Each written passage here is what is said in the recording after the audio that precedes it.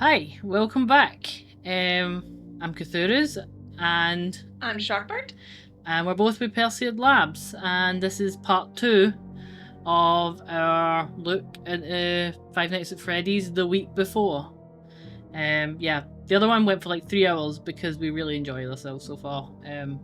Yeah. We get these books and we just devour them, and then they're over. But then we read them again, so Yeah. it's all good.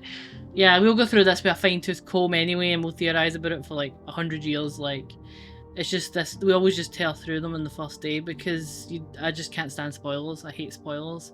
Especially when it's spoilers from someone who's like, I have figured out this book. And it's like, did we even read the same book? Because the stuff you're saying isn't even in there. So yeah. So, right from where we left off, I am so devastated about this. We have nothing in our pockets. We've got a paperclip. We've seen, I know, we've missed all the, like, stuff we need. If you've seen the Goonies before, there's a scene at the very end where, like, there's a skeleton pirate, and they find the big pirate ship. It's full of treasure. I think he leaves, like, so he's like, this is for, the pirate captain. And I think the bad guys that are greedy come in and they take all the stuff, and then the whole thing collapses and, like, they have to escape. So I'm assuming that you want to add things and that'll get a good result. And if you take something, I think that's why it's Remember the Goonies, but we don't have anything. So maybe in the grate though, maybe we'll find. And the ring. Oh, the other thing I wanted to talk about, the ring is very interesting. We keep seeing a ring, and we thought there was a ring, like we like. Playhood talks about. Yeah, we had it in like in my fic and stuff. There's a ring that like William made or something. Yeah, Clara. Yeah, the ring. Like, and he's like, I found it in a kid's meal. Like, yeah. We know that there's an important piece of jewelry that's in the frights. The necklace, yeah. And yeah, the necklace that's supposedly made out of remnants. So we think, it's plausible that William and Henry could have exchanged rings or had some kind of jewelry that's metal that has remnant. That in the tales, Jessica has the necklace. It keeps her together, but also she starts giving it away, and it cures kids of various. It brings kids back from the dead. Yeah, like she uses it on someone that just got hit by a car or something, and they're fine. And it's like, wow, it's a miracle. So, so the ring is interesting. We had theorized about the presence of an important ring. I would be interested to see where he finds the ring. For this page, we'll again, like, once we do stuff, we'll come back. Like, for things like this with the really interesting like stuff, we'll come back and do them later. We're just kind of playing through naturally to see the progression of the days and whatever, and then we'll go through it with like a more fine-tooth comb kind of thing. Now all we've got is obviously taking the coins is probably the option, but well, if you take coins, Foxy probably kills you, or someone probably kills you. I mean, we want to see the bad ends too, but you're just scared of the bad ends. You can't stand to fail. Failing's fun. The vent under the prize scale would make a great hiding spot. In fact, you could even use the ventilation shaft to crawl to the breaker room without being detected by the animatronics. Oh yeah, we're going to the breaker room, aren't we? Because we want to turn the lights on. Also very like... yeah, we want to do the lights out. Like, lights on is always like security breach. But it's also very like Into the Pit, where you travel through the vents. Yeah. So let's... The movie, The Guard, escape this way. So you stoop to examine the grate covering the vent. It's secured by 4 big screws, and we've got like 2 screwdrivers for some reason. Someone was serious about limiting Foxy's access to the rest of the pizza place, or preventing someone in the vents from accidentally crawling into his lair. Like, can you imagine like William like accidentally crawling into Foxy's bit? Like, bye. Okay, see you later, dude. Yar. Unfortunately, it's also preventing you from escaping through the ventilation shaft. Footsteps approach. You have to get through that grate right now. No, they're gonna capture us and make us dance. Make us dance. Right, let's see. Screwdriver. He is so like upset about the party. It's really funny. He's like, if I have to party, he's like, I'd rather be dead. A fate worse than death. I'm supposed to be working. Having the right tool for the right job makes such a difference. The screwdriver makes quick work of removing the screws from the vent cover. You pull it off quietly and climb inside the shaft just as something enters Pirate's Cove. From inside the shaft, you see Foxy's feet as he stomps around looking for you. He stomps. He doesn't really have stompy feet. You couldn't even crush that ball in the movie. Little stompy feet. Like, They're metal. I know, but they're just not like, I don't know. He stops right in front of the vent opening and studies the scale for a while. He's like, did someone fuck with my stuff? You hear a crash and the scale and toy treasures on it scatter across the floor. He didn't even care about it. Finally, he walks away and out of Pirate's Cove singing a little ditty. You wipe sweat from your face and take stock of your choices. You'd think if you turn left, the shaft will lead you back to the security office, which means right should lead towards the stage and the breaker room. So that's weird that we can't see both, so let me just make sure there's nothing that we can't see. No, so we just have to go to the breaker room? Yeah. Just to make sure. Come on. No. Bruce Willis makes this look easy, you think, as you crawl through the ventilation shaft on your hands and knees. It's Die Hard. The metal is caked in old grease. I know, like, I'm again, like, kids won't know what these references are because this is, like, a real old movie. When did Die Hard come out? Die Hard, let's see. 1987. Die Hard came out in 1989. So this does date it a little bit forward. Alright, finally. Alright, so finally this says this is an exact, like, it takes us past, obviously we knew we're past 1987, this takes us past 1989, so that's good. The metal is caked in old grease that must have been carried here from the kitchen over the years. Cobwebs cling to your face and hair. Warm air pushes past your face and you smell something that is definitely dead and rotten. Probably a small animal, you think. He's always like, he was like, this blood is definitely a child's blood, but it's definitely a rotten animal in the vents. I'm like, okay. Did you see one of the Goonies? Did we look that up before? We did, I think. The Goonies. 1985, I think it was. Yeah, 1985. Okay. Each time you move, the metal flexes and wobbles and makes a soft thwump. Sound carries, and you're worried the animatronics will hear you if the music stops. Right now, there's no chance of being detected over the circus music they're blasting in the dining area. It's so loud you feel the bass in the ventilation shaft. This is this bass, like, it's bass in the ventilation shaft. Bass. I don't know. Again, a bass is, what is a bass? It's a fish. Fish. Fucking stupid bass bullshit. We will have a fish yet. Wait until we have a fish and then we'll be really confused. It's like the worst joke ever. Yeah. You forge ahead. At least the shaft isn't as cramped as you would have expected. It's probably much bigger than it needs to be. Even Bonnie could probably fit inside. Did you call him Bonnie fat? He's like, even Bonnie could probably fit in here. I'm like, Bonnie's the same as Freddy. What the hell? His tail. He has a very large tail. No, he doesn't. Normal Bonnie doesn't have a tail. He's like, Toy Bonnie does. His ass, the giant Bonnie ass, could fit in here. Great. Now you're worrying about Bonnie coming after you in the vents. There's no reason to assume they even know about the vents, you think. Bonnie and you are cool. I know. This is probably the safest place in the whole restaurant other than the security office. He's like, there's all that base in the vent. I'm gonna be in trouble. So why do the four close walls remind you of a coffin? The breaker room can't be much further. You reach a corridor branching to your right. Now which way do you go? If you listen to clues as to where you are, if you head to the right or moving forward. Listen for clues, I guess?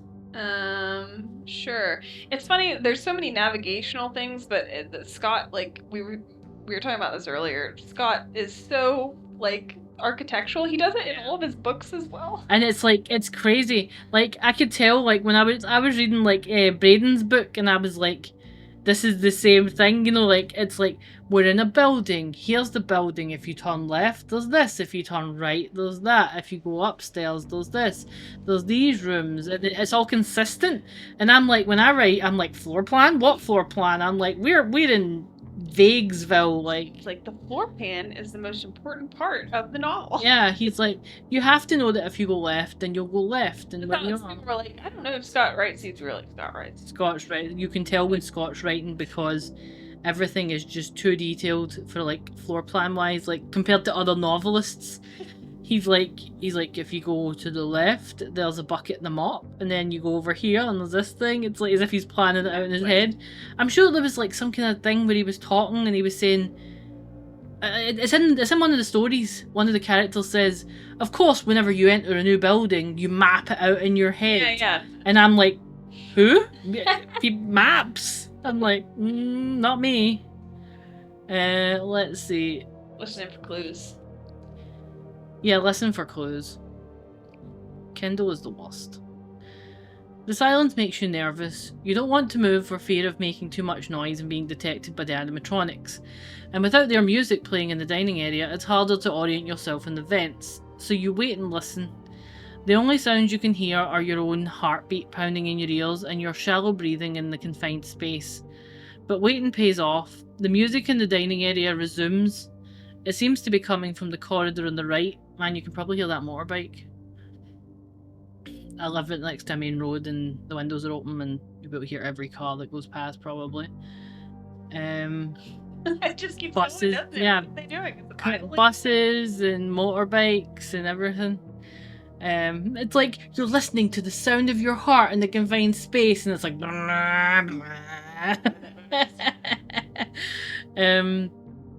and your shallow breathing in the confined space, but waiting pays off. The music in the dining area resumes. It seems to be coming from the corridor on the right. Right was death. Yeah, right was going to the dining area, maybe? Right was going to the party again. He just does not want to party. No.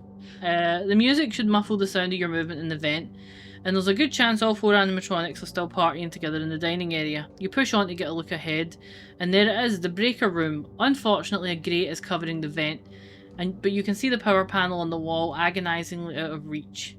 You're about to kick at the cover to try and pop it off when the music abruptly stops again. You listen, but footsteps echo in the vents from all over the restaurant. The animatronics could be anywhere and everywhere. You have to shut off the lights and fast. So we can just kick the vent, but they'll hear us. The bonus item, I'm like, I want to know what this bonus item is, because there's so many options to use it. We don't have, the bonus item. I wonder if you finish it and then you play again. Yeah, I think we do. I think it's like a bonus, like, round. So yeah, I had to take a wee minute break for a second there because my model was doing weird stuff and it was driving me crazy. So I'll probably be a different height now. Oh great. Maybe we should close the windows. Right. So we were trying to kick off the vent cover, was where we were at. Let's see. It's like tap touch here. Oh well. You're so close to your goal, you decide to risk it and kick that cover off. If you're fast and lucky enough, you'll be able to turn off the power before anyone else can get into the room. You start kicking at the grate, but it's sturdier than you expected considering the deteriorating state of everything else around here. Each impact of your shoe against the metal grill only seems to bend it and make a tremendous banging noise. This must be why they call it the breaker room, you mutter in between. Oh my god, this guy and his dad jokes, man. Because you have to break your way in. Someone groans. Fair, you say. Not my best dad joke. In clowning, we say a groan is as good as a laugh. Is it though? Yes. But she isn't here, thank goodness. So who was that? You glance over your shoulder and see not a little girl, but Chica the chicken crawling towards you, head twitching, beak snapping, eyes red. Chica hates us. It's probably because we stole her cupcake. We are carrying Mr. Cupcake around, so I wouldn't blame her. You kick harder at the grate until it finally explodes outward and clatters against the wall, dangling by one resilient bolt. You propel yourself out of the vent and scramble to your feet in the breaker room. Chica screams and continues crawling towards you. You hold up your hands and back away. Come on, the joke wasn't that bad. You're so focused on her, you're surprised when Foxy busts through the door and gets you first. Well, he kind of deserved that for that, honestly, the breaker room joke. So I'm like, I don't feel bad about that. I thought it was pretty okay. That was his best one so far. It's not a high bar. That was barely made sense. I think on purpose. I think cleverly, like it's yeah, I think it's intentional. Like, yeah. Obviously, he could write good jokes. I think it's intentional that this guy's like, ha ha ha, I am such a good dad joke person, and they're all terrible. Wait. Yeah, I guess hope for more music. You hold out a little longer in the hopes the music will resume. Your patience rewarded when a new song begins. Not the dance music from the dining area, but Freddy Fazbear's music box rendition of a classical piece, closer than the dining area and coming closer still. And like again, like yeah, it's like the Toreador March, though, like a classical piece. You fight the urge to hide in the vent, not trusting an animatronic to sneak up behind you while you're preoccupied worrying about Freddy. Freddy's still some distance off, so you kick the metal vent cover until it finally pops free and clatters to the floor. The music is louder now and the tune is almost over. You don't want to find out what will happen when it ends. So crawl into the breaker room. When the music's over. This room is unfriendly to human life. He's like, the breaker room's always a mess. Exposed power conduits run along the ceiling and power cables and wires dangle down the walls from the ceiling. Can you imagine, like, Henry wiring this place? Like standing in this, like, nest of cables, and William's like, which one's alive, Henry? Henry's like, possibly all of them. Both of them just like, safety? What safety? Not our problem. You don't want to touch any of them. The air around you buzzes with electricity. It's at least 20 degrees warmer in here than anywhere else in it, so it's not even cooled like a server room. They're like, just let it get hot. The dangling wires, we see that in FNAF 2 as well. I feel like it's part of William's aesthetic. Yeah, but I think also, like, again, Henry helped design this stuff, so presumably his design ethos is more wires. Another question. Springtrap is somewhere in this building. Like, William's back there. Yeah, he's some. Yeah, presumably, like, that was the, like, Foxy's Cove, maybe, somewhere? I don't know. So, maybe we could run into William? Yeah. I don't know. It would be really easy for a fire to start in here, you think. No one would ever question it. Wow. Yet again, the intrusive, maybe we could set everything on fire. Like, why don't you, dude? Like, you know... He's like, I respect everyone so much, but if I could just set everything on fire and leave. Sweat drips down your forehead and back as you study the power control panel. There are 5 round buttons like elevator buttons faintly glowing green. Green is good, that means they're on. You should be able to just push them to turn off power to each area of the restaurant, but you don't know whether you need to press them in a certain order, or risk shorting out the entire system. All your life you've gotten used to not pushing buttons, especially when you don't know what they do, but it seems like that's your official job lately. Well, this is what you came here for, so you better do something. So this is interesting because, like, FNAF 1 doesn't have a breaker room. The breaker rooms that we see are sister location. Yeah. And that's it. I think. You know, obviously you've got the Help Wanted versions, but I think that's the only ones we see. And I'm just want to compare, like, how he described the breaker room here to what the breaker room looks like in FNAF 5, where they're like 5 round buttons or whatever. Like, I just want to see it because it's been a while since I saw the breaker room. But I think it might be a layered room. Let me see.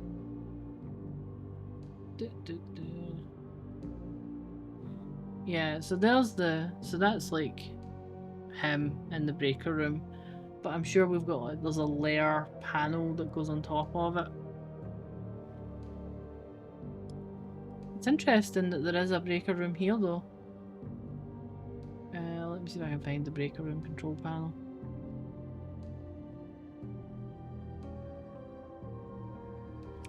The 4 buttons thing is William's aesthetic, though.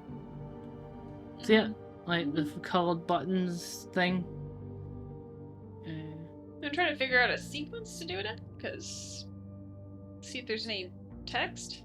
There should be text about the buttons. Say, like, what they go to.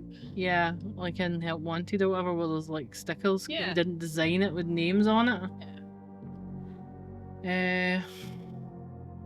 Just a second, I'm, like, looking through the files, but maybe I could just find a screenshot of the breaker room.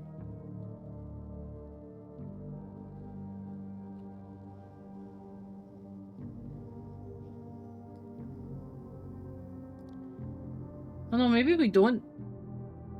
No, we don't have a panel. The others and stuff are more in, Yeah, it's in Help Wanted 2, which obviously I've got tons of screenshots of that as well. Let me see. Help Wanted 2. Is it 2 that's got the breaker room? Yeah, it is. It is. Let's see.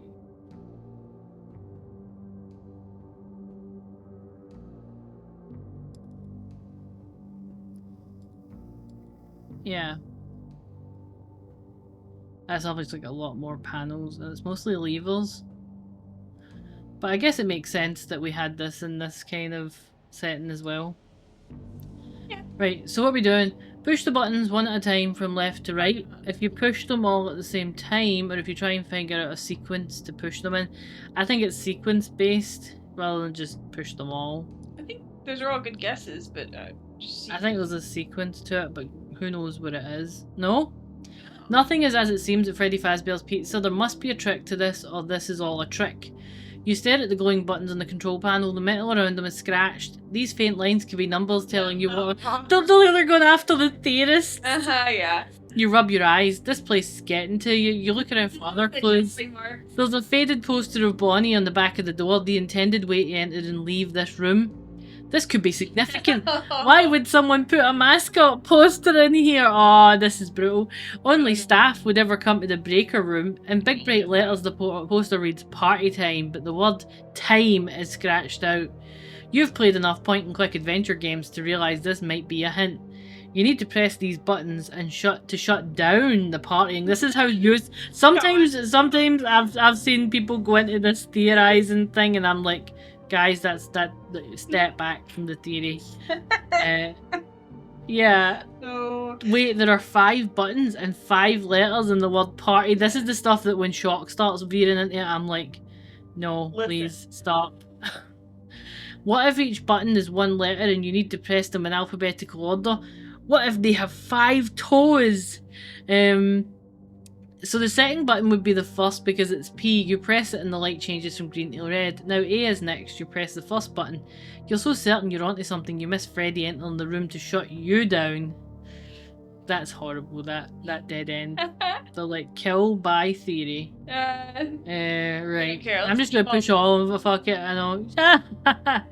You can't just about push them all at the same time. You press your left thumb against the first button, spread your fingers over the other ones. You feel something like a tingle or tickle in your hands and the buttons hum at your touch. The hair on your head lifts away as if charged by static. Here goes, you say. You push all 5 buttons simultaneously and the panel starts sparking. The buttons flash and start to scald your skin, but you can't pull your hands away. Your muscles are locked as 1.21 gigawatts of power pumped through you, your hands completing a big electrical circuit. You smell something like cooking bacon and burnt hair, and then it's lights out for you. This way. I know, like, maybe they weren't buttons, maybe they were like sockets. Yeah, left to right, I guess. Yeah, I guess. Okay, let's not overthink this, you think. Or maybe you should overthink it. This place has been making you question everything and second guess yourself at almost every step. But sometimes you need to follow your instincts and use common sense. That's why they hired you, isn't it? Isn't it? In all your years with Fazbear Entertainment, they haven't exactly had people lining up to fill positions. And it's been harder and harder to hire new staff thanks to negative news coverage of a few isolated incidents. You were so proud when they hired you for security, but what if you were the only candidate?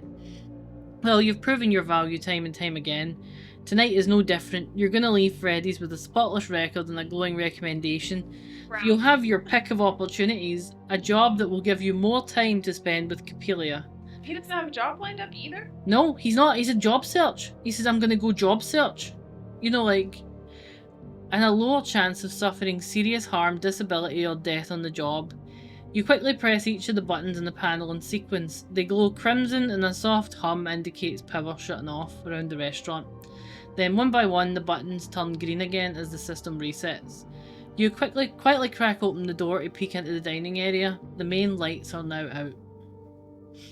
So should we take the vents or sneak back through the open office? The vents take us back to Foxy's, right? But yeah, I think so. Foxy will be in its cove, right? Mm-hmm. I don't think there's a way that the vents drop us back in the... I don't know, I mean, maybe, but, I mean, not like... I guess we could probably just sneak through, I don't know, we'll yeah, see. He's free roam before. Oh, yeah, so they must be roaming around. Because Freddy was somewhere and his time had ran out. You sneak out of the dark dining area, you successfully stopped the animatronics before they did any damage. The morning crew shouldn't have any trouble straightening out the askew tables and righting all the chairs. They'll be curious about what happened, and they'll probably blame you, but this whole incident will be in your report. Not that anyone ever reads your reports or believes what you wrote. The Home Office doesn't like paper trails, so they're probably filing your paperwork right into the trash can. Freddy, Bonnie and Chica have returned the stage and are recharging on their platforms. As you expected, switching off the lights triggered the night mode. Their internal clocks are probably all confused now and they'll likely be low on power tomorrow. But even if they freeze up on the stage, it'll be far from the worst thing that's happened during a performance, by a long shot. You've nearly reached the security office and are feeling pretty good about the night's work when you hear heavy footsteps running behind you, the clank of bare metal feet against the tiled floor. You break into a run without even looking behind you. Though you never see what hits you, it has to be Foxy. Since he's been taken out of the limelight, he responds differently to darkness, and this is how he likes to party. No We ruined his party and he's mad about it. Right, so we advance. Would be faster to take a more direct route back to the security office, but strange enough, you feel more comfortable in the ventilation shaft. It's the only way to travel. Okay. The trip doesn't take you as long as you thought it would, since you know the way now. Once you thought you heard something scraping and clanking and thumping in the vents, but it was pretty far away, off near Pirate's Cove. It's almost 6 AM, Foxy, you call out softly.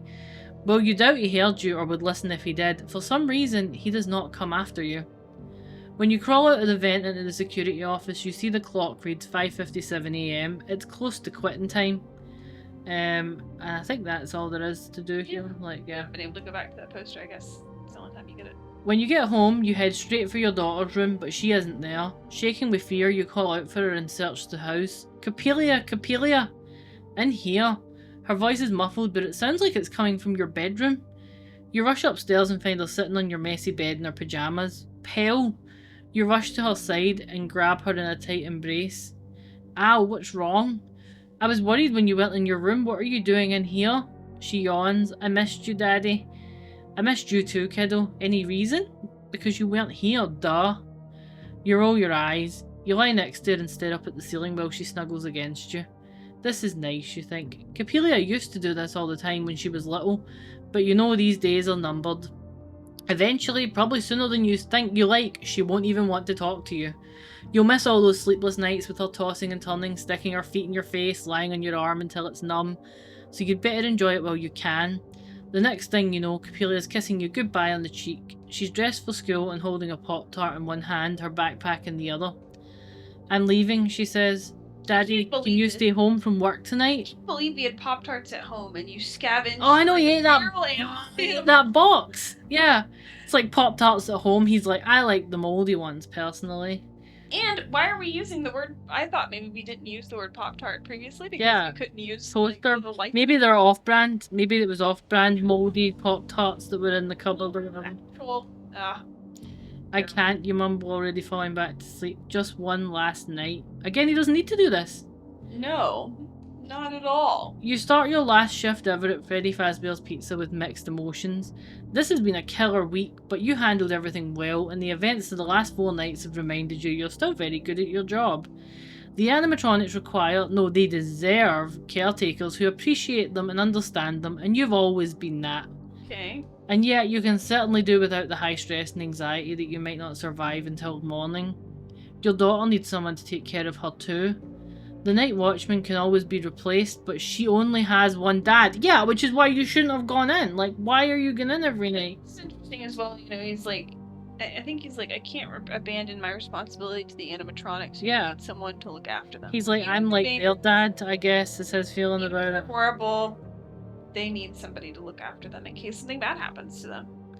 Okay, technically fathers can be replaced, but there's definitely only one Capelia, and you'd like to be in her life as she grows up. That's what all this is for, so you can get a job with a lower mortality rate and a better work-life balance. For some reason you've had a hard time remembering each night after you go home, until you come back to work the next day. Like it says in your employee handbook, what happens at Freddy's stays at Freddy's. Vegas. I mean, Vegas is really close. Vegas, but... I know, the steals Vegas's slogan. Unless there's major coverage in the papers and nightly news. One of the drawbacks of working the late shift is there are no co-workers to see you off on your last night. There's never been any co-workers at any point. Yeah, he's just like, co-workers, none. You always thought if you left this job, the company would throw you a big going away party celebrating your many years of service. Then again, considering what can happen at Freddy Fazbear's pizza parties, you're probably better off not drawing too much attention to yourself. As sweet as it would be to hear Freddy sing "For He's a Jolly Good Fellow" to you. Actually, it turns out the restaurant didn't even open today. You don't know why. Maybe it was because the dining area was such a mess, you think guiltily. That doesn't affect your shift though. And that's interesting because he saw them having a party. You know, like It seems like there's something else going on. It's yeah, odd. like where he saw like Foxy dancing on the table and them having a party. It felt like, yeah, he's like, wow, there's a mess in the dining area. Like, is that because there was a murder there? You know what I mean? Like, it's as if, like, there's a haziness. He's like, I don't remember what happened after I finish or whatever. Yeah. Which reminds you about the job you have to do. This is no time to fall asleep at the wheel. Yeah, you switch on the monitor and check out the show stage camera. Your seat isn't even warm yet before you jump up from it in surprise. The stage is empty. It's just after midnight. The animatronics are way ahead of schedule. They could be restless after being alone all day. Hopefully they aren't upset about their party last night being interrupted. They might be out seeking revenge. Or could they be angry that you're leaving? You've been part of the Fazbear family, TM, for so long. Perhaps they don't want you to go. Or they don't want you to get away. You laugh off these ridiculous notions as you punch buttons to check each camera. You've definitely been working here too long if you think the animatronics have a vendetta. They can only respond to external stimuli according to their programming, like recharging when the lights go out, or restoring wandering exoskeletons to their suits where they belong. Ha ha ha. Yeah, which again, like, we were always like, is Phone Guy bullshitting about this? Because it sounds like he is. That like ha ha ha. You find the company lines. Yeah. Down. He doesn't really. Yeah, he doesn't really buy it. He's like, yeah, they're not trying to restore the endoskeletons. You find the animatronics immediately. He's like, unless it's about the murders, and then he's like, clap off. He's like, no thoughts. No, he's like, no thoughts, not work. What about that? Bonnie's at the far end of the west hall, heading towards the security office. Freddy's in the dining area, making his way down the aisle towards the security office. Foxy's halfway through the curtains of Pirate Cove, also probably on his way to the security office. Who told them you're leaving? How do they know? You swallow your panic and keep clicking around. Chica? Where's Chica? Kitchen camera's dark as usual, but you don't hear anyone in there. Chica could be anywhere. She'll be in the vents then. You glance over at the open door to your right. She could be anywhere. The vents aren't a factor in FNAF 1. Yeah, like, see? Check the vents behind you. There aren't vents behind you in FNAF 1. Like, this is a different layout with vents. This is like a FNAF 2, FNAF 1 kind of hybrid situation with some 3, I guess? She's always on your... left, right, left, right, In the game, she's always on your right. She was on the right before. Yeah.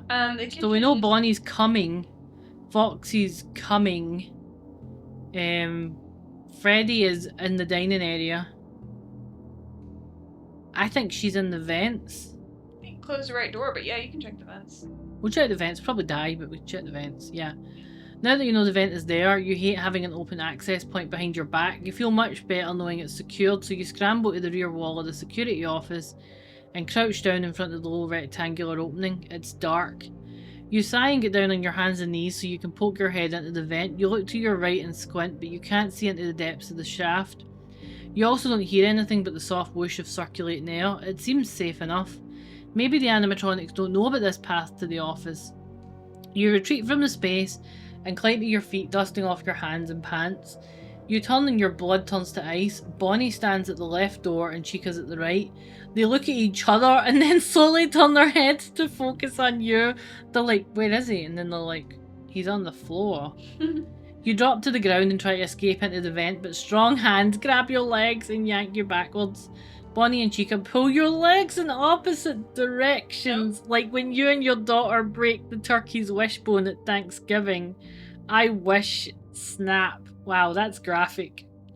Bonnie was like definitely forgotten. That was graphic. Let's Close all the doors, Nugget. let's close Bonnie's door and then throw the cupcake. What door? I don't know. Left. She should be on the right, but You know Bonnie's moving at a good clip down the hallway, so you rush over to the entrance on your left and slap the button that lowers the heavy door. There, good luck getting through that, you wascally wabbit. You head back to your seat but draw up short because Chica's standing across from you, framed in the other doorway. Oh, I guess we've got Cupcake, yeah. Yeah. That is a big chicken, you think. Somehow she seems larger in person when she isn't up on the stage and she's on the verge of killing you.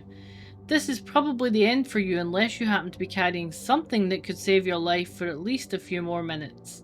Sad to let him go, but Mr. Cupcake, save us. The only thing you can come up with is Mr. Cupcake, Chica's iconic prop. Her eyes lock onto it and she extends a grasping hand. Bingo. You're glad you didn't give this presumably useless toy to your daughter, though she would have loved to have it on her shelf, and it makes a nice memento of your time working at Freddy's. This might be the only thing that can save you from the voracious chicken. Now that you have her attention, what do you do with the cupcake? So are we throwing it at her or into the hall? throw it in the hall. Because she chases it, doesn't she? She like follows it. If you throw it into the east hall, yeah, we'll throw it in the hall. You have only one hope. You can't get away from Chica, so you need her to get away from you. You wind up your arm like a pitcher on the baseball mound and you throw Mr. Cupcake past Chica and into the east hall behind her. Mr. Cupcake. He's like, bye! She glares at you before turning and following her faithful prop out of the security office. As soon as she's gone, you jump towards the button by the door and slam the palm of your hand into it. The door whooshes and clangs, dropping down and locking the animatronics out. Or if you look at it another way, the door is locking you inside. You flip on the light in the east corridor and watch Chica's shadow move away for the office. It sounds like the cupcake is hopping away, and she hurries to catch up to it, footsteps thudding and echoing down the corridor. Cupcake's like, come with me. You wipe sweat from your forehead. Thank you, Mr. Cupcake. Of course. Mr. Cupcake was our hero. Thank you, Mr. Cupcake. But I wish he could have stayed with us forever. Yeah, we have to take him out of the inventory, don't we? No more Mr. Cupcake. There he goes. We'll do another run where we keep Mr. Cupcake no matter what. Yeah, and we'll just die. Right, you listen at the left door. It sounds quiet, so you open the door and look out. No sign of Bonnie, but he's probably close by, perhaps seeking another way inside. The event's pointless. Let's check the cameras. You pull up the cameras for the West Hall to check Bonnie's progress, but he isn't your main concern anymore because Foxy's racing towards the security office. You jump up to close the left door to block Foxy, but his footsteps are loud and fast in the hall. He could reach the door before you can shut it. Act fast. A water pistol? We gave it to our daughter. You gotta close the left door. Yeah, we just need to close the door if we can. Yeah. You leap towards the button beside the left door and slam your palm against it hard, as if more force will make it close faster. As soon as the reinforced barricade falls into place, you hear a frustrated scream and heavy fists against the metal. Technically fist, he only has one hand. The door shakes in the frame and vibrates with each impact, but it holds. You got to that in the nick of time, but movement in the corner of your eye makes you think you still weren't quick enough. Bonnie's face appears at the vent. He tilts his head from side to side and stares at you. You're surrounded with no way out and little hope of surviving until morning.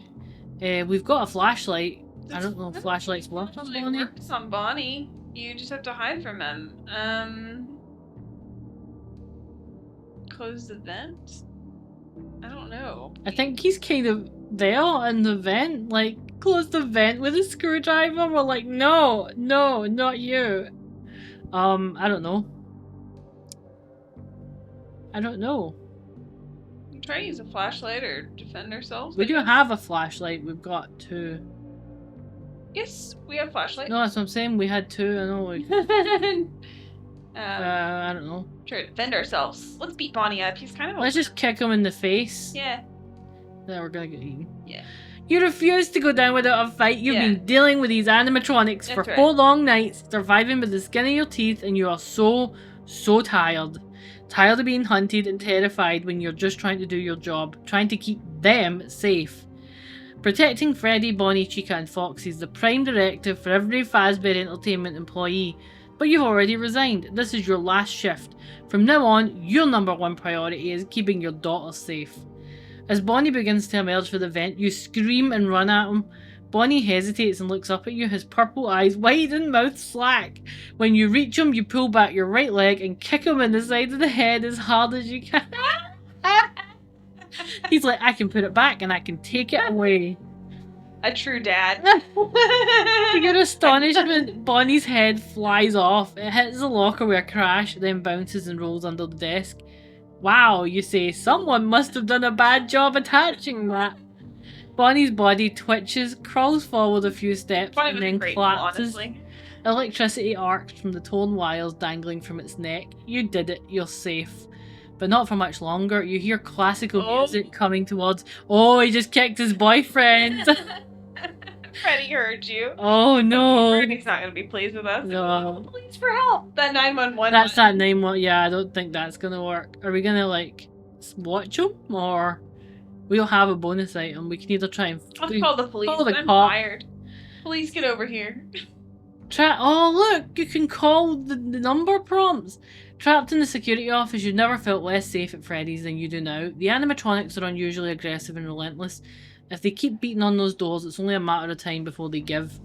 The only tool at your disposal is the phone on the desk. You pick up the handset and try to dial 911, but you can't get an outside line. You never did learn the access code that would allow you to call out. But that doesn't mean you're completely helpless. You start dialing the extensions of other phones around the restaurant, the dining area, the kitchen, backstage. On the security cameras, you pick up the ringing and immediately the banging ceases as the animatronics are lured away. They'll be back, probably soon. You hope if you can keep this up, you can keep them busy chasing the ringing away from the office. So they do move towards sound, I guess, like all the other ones. Oh. You notice the red light blinking on the phone. That wasn't there earlier, you're pretty sure. It could be an automated announcement from management. They try to avoid direct conversations whenever possible, or maybe someone has sent you a message.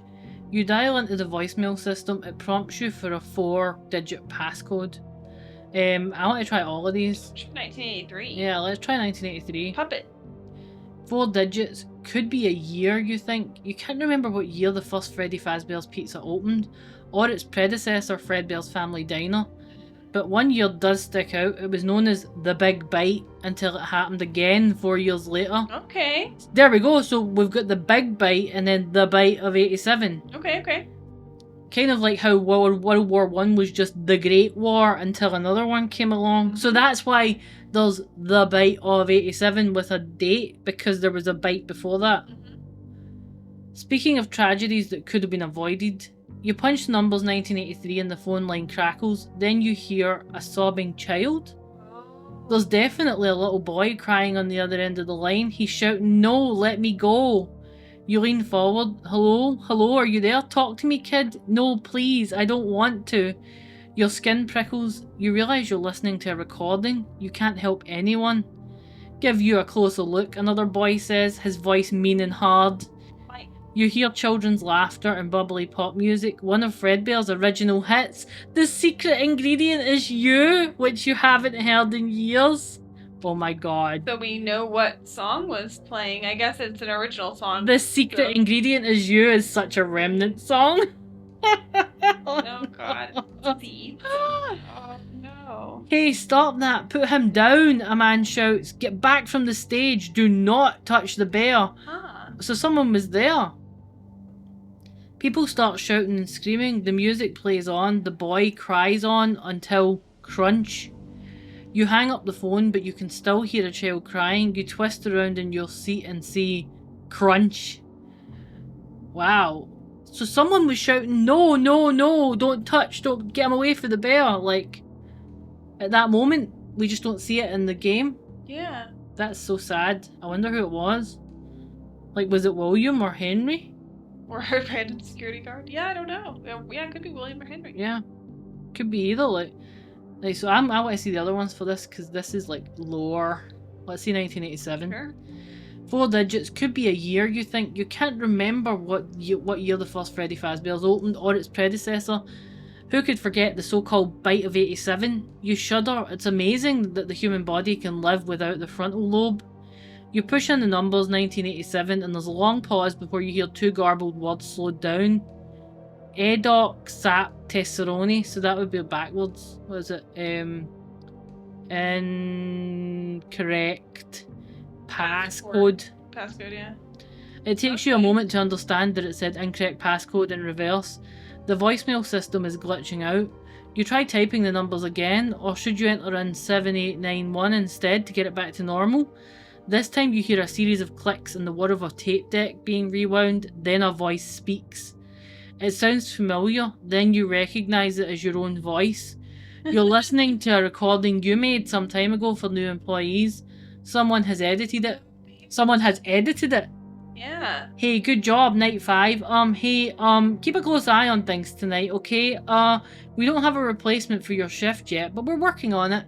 Well, just get through one more night. Hang in there. Good night. Thanks for the words of encouragement. Past me. You wish you could leave a recording for that guy. Weird. Yeah. Keep dialing to the end of your shift and touch here. Yeah, that'll move on to the next bit, I think. Yeah, keep dialing. I don't know if... No, see, look, it's just going to go move back. on. That's what I wanted to see the other thing. If you have a ticket, we don't have a ticket. Different combinations, let's try that. If you punch in the numbers 1, 2, 3, 4 as his incorrect passcode, you didn't expect it would be a combination an idiot would have on their luggage, but you never know. Next you try 0, 0, 0, 1, 1, 1, all the way through 999, but no dice. You might as well be rolling dice since there are 10,000 possible combinations and the chances of you happening across the correct one before your shift ends are slim. You shrug, it's not like you have anything better to do and it's a fine way to kill time. In frustration, you start typing numbers randomly. Amazingly, one of these attempts works. Voicemail, you have one new message. Press 1 to play.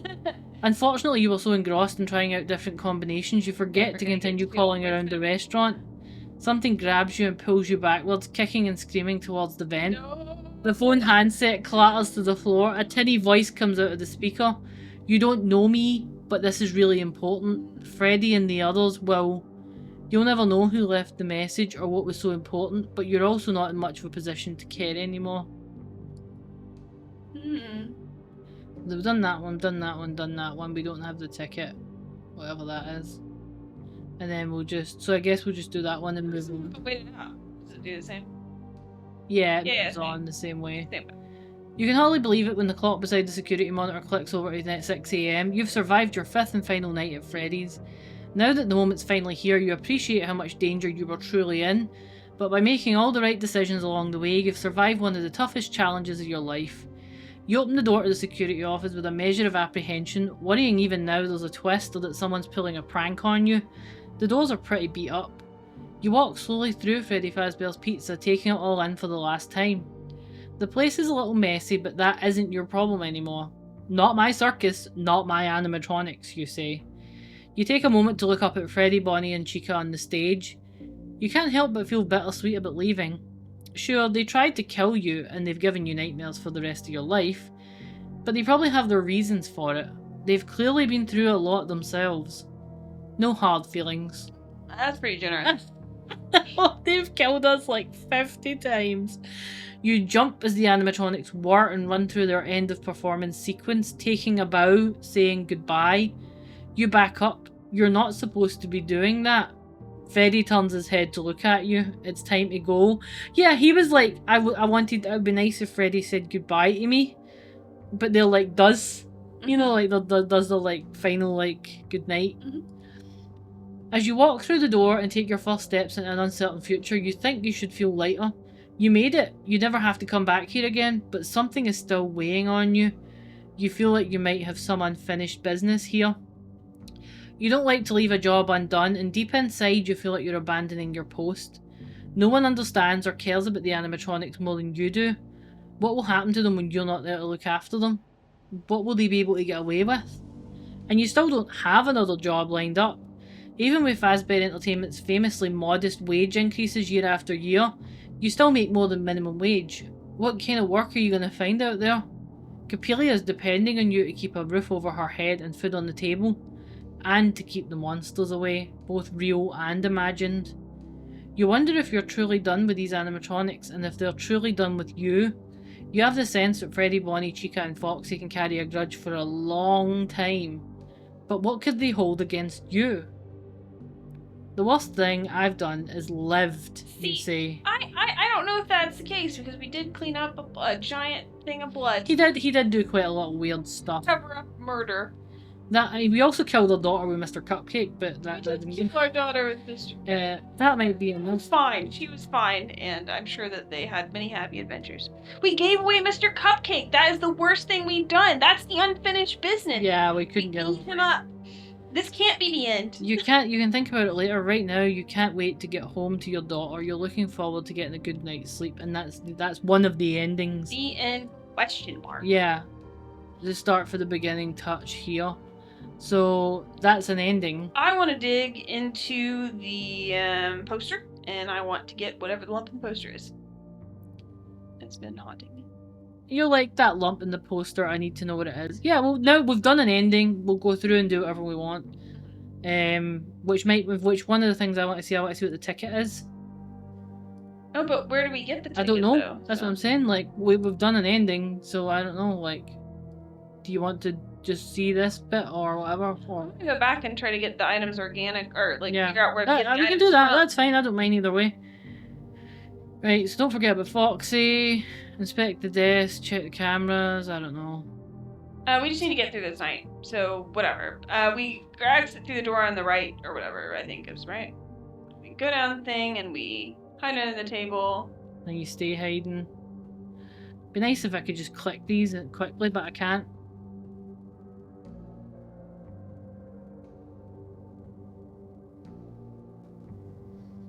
I'm gonna actually fucking kill Kindle. Whatever, I'm just gonna like... Oh, okay. Can we just skip through it? Like, I don't know how I'm gonna be able to do this. I don't know. Can you get to certain pages?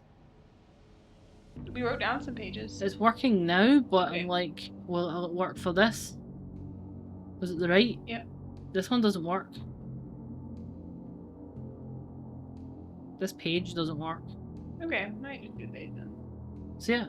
Yeah. Yeah, it worked that time. Hide under the table. Keep waiting.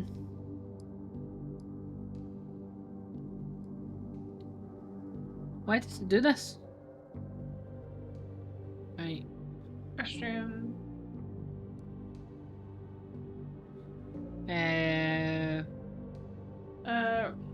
Listen at the door, I think. Okay. One light down. And we've got the thing, so we've got the sink. You won't have to clean up the mess, you're the mess. Right, so we listen at there then. Hide.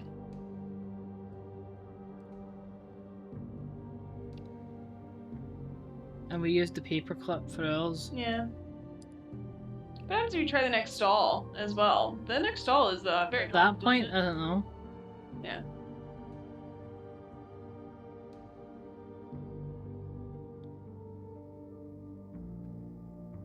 Yeah, look, Foxy used to sing in stage shows with Freddy, Bonnie and Chica until he was banished to Pirate Cove and left to be forgotten. Because he hums. The tune is slow and unsettling, but you can't quite remember the song, at least not in the time you have left. Right, paperclip? Yeah. Shoot go. Look outside, I don't know what it was. No, it's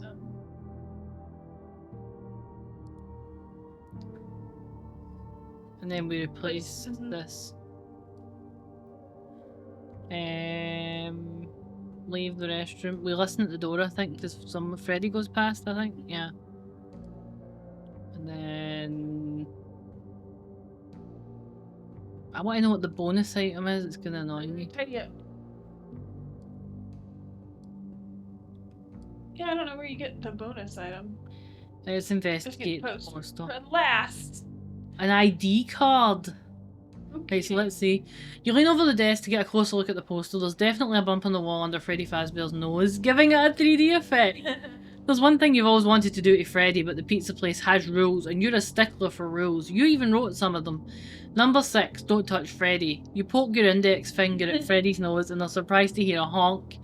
Even more surprising, something behind the poster falls to the floor with a soft clatter. You push the chair out of the way and crawl under the desk. It's even more disgusting down here with crumbs and something dark and sticky on the dingy old carpet. It's just soda, you tell yourself, wiping the palm of your hand vigorously on your pants. So there's like blood under the desk as well, presumably. Way at the back, you find a thin plastic card lying next to the wall. You haven't seen one of these in a long time. They stopped issuing them to the employees because there was so much turnaround. This is one of the old security badges, but the face and name have been scratched out. Whose was this and who hid it here? Okay. That's interesting. So it's an ID card we get. But I didn't see a chance to use No, I didn't an ID either. card. I didn't see one either. Did I borrow a pen this time? Yeah. If you check the dining area, show stage, restrooms, what ones? I can't remember. Show stage.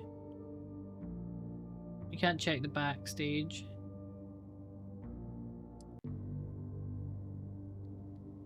The Pirate Cove camera. Yeah, look, you punch the button for Pirate's Cove. The shimmery star-spangled curtains around the attraction are drawn, but you could have sworn you saw something moving back there. Just as the monitor switched over to the feed, the sign out in front reads, "Sorry, out of order."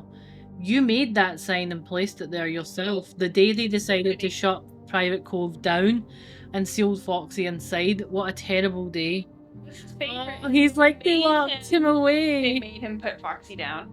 You crave order, you need order in your life, that's what called you to security. Out of order. You keep order like sheriffs in the Wild West, only instead of a star-shaped badge, yours is a shield, decorated with Freddy's face, proudly identifying you as security for Fazbear Entertainment. That's the Sanchi badge. It's one of your most prized possessions, and you're going to have to turn it over in 4 days. That out of order sign has plagued you for too long. It's a reminder that things around here have very much not been in order for a long while now. It's just taking you some time to see it and to admit to yourself there's nothing you can do to change it. Since nothing's moving at the show stage, this is the best time to head out to find Bonnie's head. That's interesting, like the context. Check out the party rooms. Yeah, we didn't do that before. Turn on the lights. It's basically a miniature version of the dining area for private birthday parties or overflow space. When someone hosts a party here, they get a visit from Freddy, Bonnie or Chica as part of the package. Much like the But they rarely use Freddy for such functions. It's also Nobody gets to have Freddy? they're like no one gets to Bonnie and Chica? Yeah, they're doing all the Freddy's like, I don't do the heavy lifting. It's also company policy to have a security guard posted in each room while the animatronic is present, a duty you've often performed. But that was before the restaurant closed. Since it reopened, these rooms haven't been needed, and of course you're on the night shift now. Everything seems quite ordinary inside. The 2 long tables are covered in white tablecloths, decorated with colourful confetti. Cone-shaped cardboard party hats are lined up on each table, waiting to be strapped onto rambunctious kids. You smile, thinking back on better times.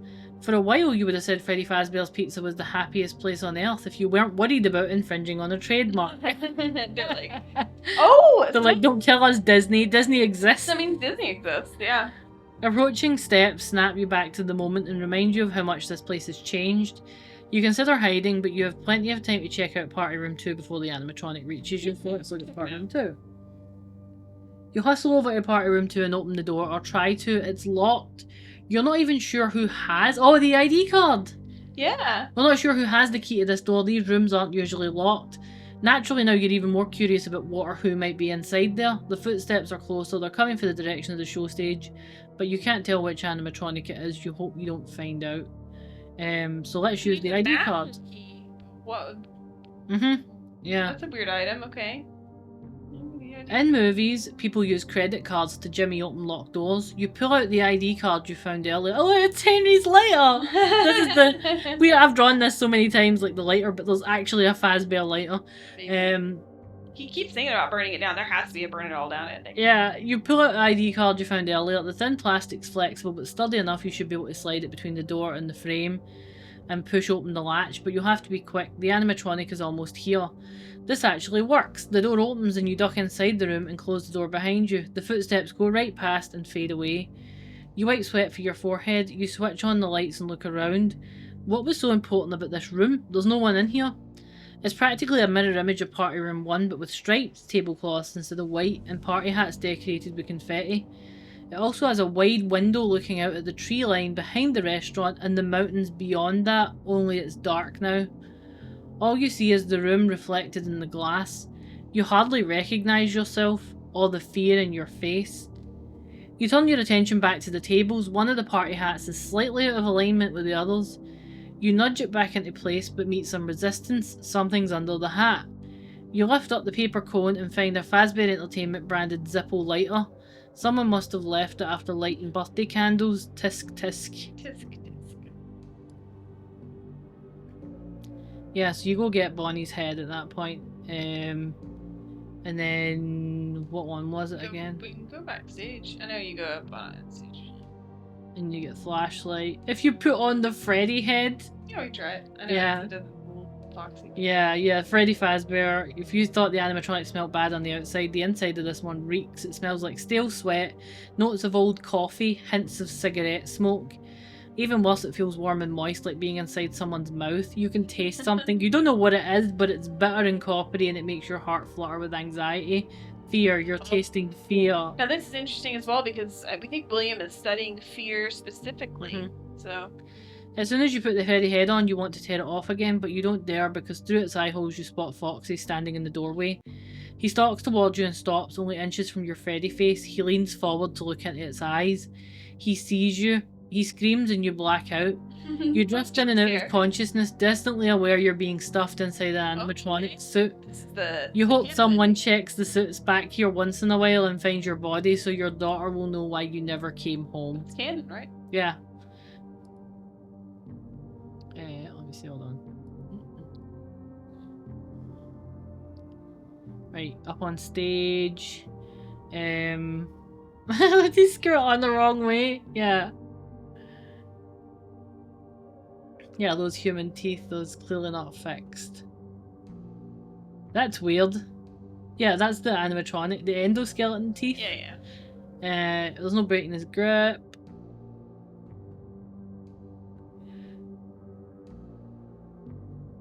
Oh god. When you come to a moment later, Bonnie's holding your head between his oversized hands. He stares at you with unblinking red eyes, mouth jittering open and closed. Please don't, you whisper. I have a daughter. He turns your head hard to the left with a sickening crunch. He's like, you did it to me, so I'll do it to you. He's like, fair's fair. Backstage we did, so it's the right, I think. What happens if you tighten the screws with your fingers? You worry that you could have done more, but you did the best you could with the tools at hand, which were none. The next day you're woken up by a phone call. It's your boss. Ralph, today we had our biggest crowd in a long time, she says. A reporter was even there to see how we've been doing since we reopened, and we were on track for a big comeback story. Guess what happened? You swallow. Was anyone bitten? Worse, she says. Turn on the news. You switch on the small black and white television on your kitchen counter and twist the dial until you see a breaking news story. A sobbing child covered in cake and something that looks like blood is being interviewed, and the text scroll at the bottom reads, "Some bunny's in trouble." It cuts to a video recording of the animatronic show at Freddy's. The footage shows Bonnie's head toppling off in the middle of a sick guitar riff, bouncing off the stage and landing on some poor kid's cake. Children scream and stampede while Bonnie's eyes roll wildly. You look away for the horrific scene. That's awful. We checked the camera footage. We know you sabotaged the animatronics. Ralph, you're fired. Fazbear Entertainment's lawyers will be in touch. Terrible. Ralph's worst nightmare. Worse than being killed. So we've only got these two left, right, though. What? So, listen. It says if you have the bonus item. So clearly, you could have gotten the bonus item, a lot earlier.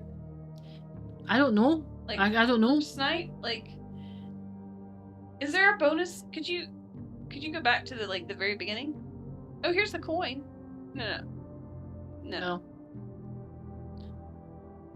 Here's the different nights. Let's go to the intro. Paperclip, screwdriver, and flashlight. None of those are really a bonus item. No. I mean, I can do this. It'll be in the first night somewhere, right?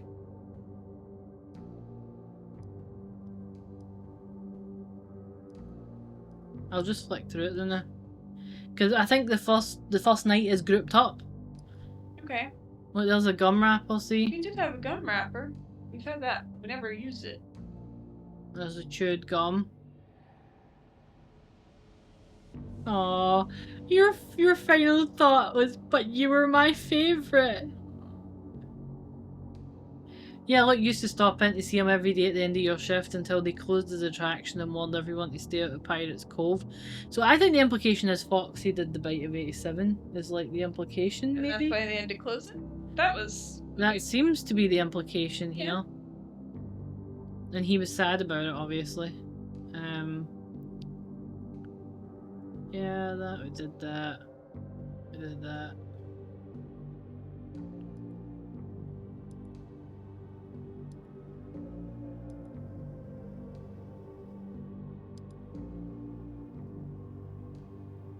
Yeah, after the bite of 87, Yeah, you we can't did that. spell team without meat, which implies it was a staff member as well that got bitten. Mhm. They're like, the team is meat, you know what I mean? Like, Yeah, it yeah. implies it was someone who worked there. There's the pen. There's a guitar.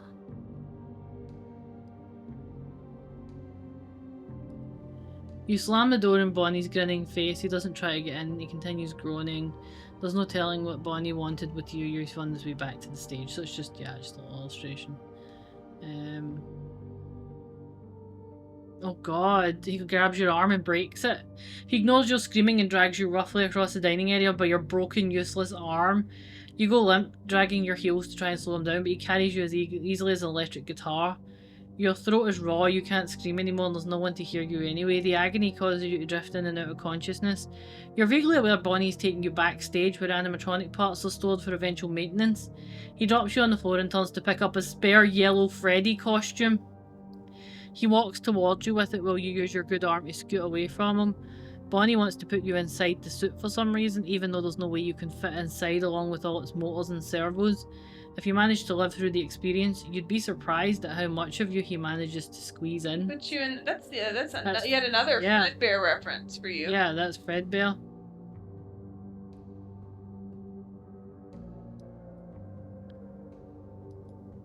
There's the ID card. Call the voicemail. Yeah. We haven't done those. Call backstage. We haven't called home. We haven't done anything. Yeah, let's do these then. Backstage. The line crackles and clicks intermittently, but no one picks up. You're not sure what else you expected. You're here alone tonight with the animatronics. It's not like they can answer the phone, and they certainly can't pick up the phone and call you. Still, as you replace the headset, you feel an odd sense of relief. This has been such a strange night. Part of you worried whether someone would pick up.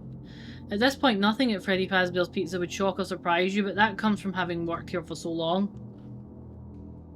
You've seen almost everything, right? That's why you're somewhat happy about on the night shift. New experiences.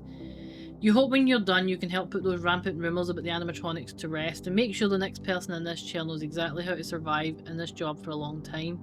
It's the perfect way to close this chapter of your life. Let's see, so that was... And then the home, if you phone your daughter. You'll be home in less than an hour, but you really want to hear your daughter's voice right now to make sure she's okay and let her know you're okay. A parent never stops worrying. You pick up the receiver and dial your home phone number, but all you hear are a series of clicks and silence. No ringing, no dial tone. Then you remember you have to dial a code to access an outside line, but you can't remember anyone ever telling you what it was. You bet management doesn't want anyone calling outside the pizza place when they're supposed to be working, especially during a security shift. Seems like bad policy though. What if there was an emergency and you had to call the police or fire department? Yeah, you can't That's call. why they were Yeah, scrambling at 911. yeah, you can't. They're like, yeah, it's just At least you wouldn't have to deal with management's eccentricities for much longer. As you replace the receiver on the phone, a nagging thought in the back of your mind wonders if you made a mistake keying in your home phone number. You shake your head. This first night has been so unsettling, your imagination's really running wild. You're sure you have nothing to worry about.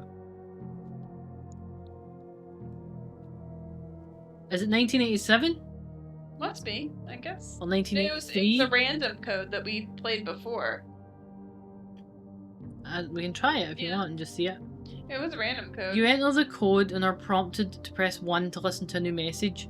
You do so and the message begins playing. It takes you a moment to realise you're listening to your own voice. Hello, welcome to your first security shift. I'm taping this message to help you get settled on your first night and prepare you for your new and exciting career path. First, here's a greeting from management. Welcome to Freddy Fazbear's Pizza, a magical place for kids and grown-ups alike where fantasy and fun come to life.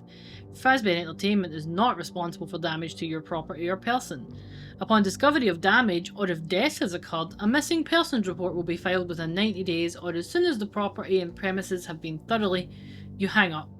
You know the rest. It's strange to listen to a recording of yourself, especially one from so long ago. This is weird as well because So long he ago? dies Look, at the very end. a recording of yourself from so long ago. Yeah. If you remember correctly, your daughter had just been born. A big reason why you couldn't take the night shift yourself at the time. So these messages are from like 12 years ago. One of your 20 years ago. One of your employee perks is family discounts, but for some reason you've never brought Capelia here, not even on Bring Your Child to Work Day, especially not then. You sounded so young, so naive. You wish you could talk to that guy and give him some tips instead of the reverse. Strange that the system sent an old recording. Must be a glitch. So like, that means that again, like that ties up, like he doesn't, it's not all one night. It's not all 1 week. Oh, yeah, okay. So even though he says, welcome to your first night, someone sliced them Yeah, together. someone's edited it together because he's like, this isn't the first night. It's very odd. 12 years ago or whatever. Because, you know, he talks about the bite of 87 in one of the recordings, and that can't be 12 years from, right? No, I don't. I mean, how old is his daughter? She's at school. Yeah, you said she's 11 or 12, so... Something like that, I think. Yeah, but we check the dates, but yeah, definitely that's weird.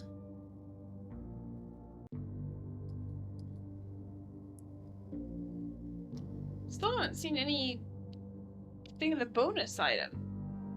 No. Use the bonus item. Again, it might be you replay through the game, but you have the bonus item that sticks through a replay or something. I don't know, but we'll keep looking anyway. Play through and we didn't. Let's see. So we did that. We did that.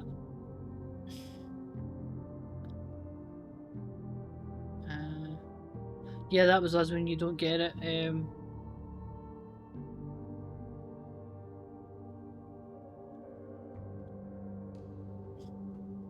So what's this? So there's that phone bit, right? And then there's another bit. You also just realise this is the beginning of the end for you. You only have so many nights left at Freddy's. That's kind of bittersweet. You're feeling a bit nostalgic and thinking of your legacy as the phone guy, so you decide to leave a message for the next person in this chair. Only this time you want to tell them the truth. Everything they need to know to make it here. Well, not everything. Management screens these messages, so you'll have to insert some strong hints. I see, okay. But that gives him a little bit of indication. Yeah, that's why he was like being so weird and vague, I guess. You don't remember the number for the voicemail system on the office phone, but this mobile phone has it on speed dial. So there's a mobile phone at some point. See it? Which dates this? Like, yeah, 90s. Yeah. When are mobile phones? They were like early 2000s, 90s. Of course, there's issues with tech and that anyway, but... Yeah, the 1990s was when they became popular, so that does make sense. You connect to the messaging service. Beep. Hello? Hello? Hello? I wanted to record a message for you to help you get settled in on your first night. I actually worked in that office before you. I'm finishing up my last week now, as a matter of fact, so I know it can be a bit overwhelming, but I'm here to tell you there's nothing to worry about. You run through the introductory greeting they always make you read, and then touch on some important details, like how the animatronics will be on the move and how to engage with them. or rather not engage with them, that endoskeleton stuff, all the things they should really tell you when you sign up.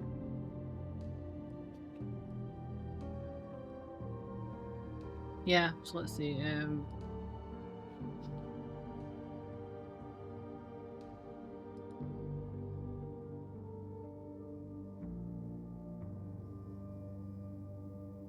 So I think maybe the bonus item is the mobile phone.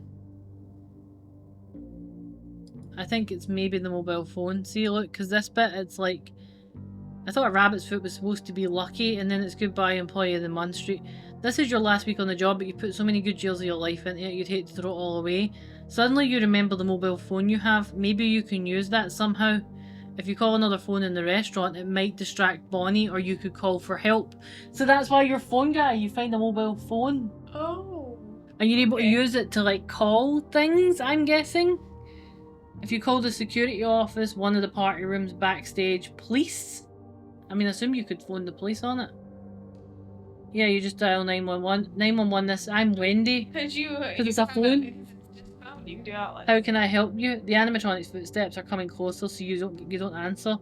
Hello, anyone there? Wendy says. Yes, you whisper back. I didn't catch that, Wendy says. Bonnie walks away again. Yes, you say. Are you in trouble? Say yes or no. Yes, you swallow.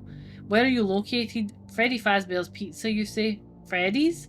I thought they closed up after that horror. See, there's a discrepancy here, right? Like, again, we see hints everywhere that, like, they do close after the incident and they don't open again. Yep. And Ralph is like under the impression we reopened all the. There's no day. I've not seen any of the day staff. He has that one interaction with management where they say, "Look, this happened," but I don't know. There's some. She draws in a shaky breath. I didn't take those calls, thankfully, but I heard the recordings, and well, it wasn't pretty. Freddy's is open except for right now because it's the middle of the night, of course. So yes, we're closed. About this but issue. Just for the night. Kids like to pull pranks trying to break in there after dark. No good will come of it. You wouldn't catch me there at night. You'd have to be a grade A idiot to... I'm the night watchman, Ralph, you say. She's quiet for so long you think you may have been disconnected. The night watchman? Then what are you calling me for? There's something bad here. The animatronics, something snatches the phone from your hand and ends the call. You scream as you're dragged out from under the table. Where did you get the phone, though? I don't know. I've not seen it yet. I'm just flicking through. Like, I don't know. Oh, look! Yeah, I know. That's the phone. I'm going back to it. Look. Where is it?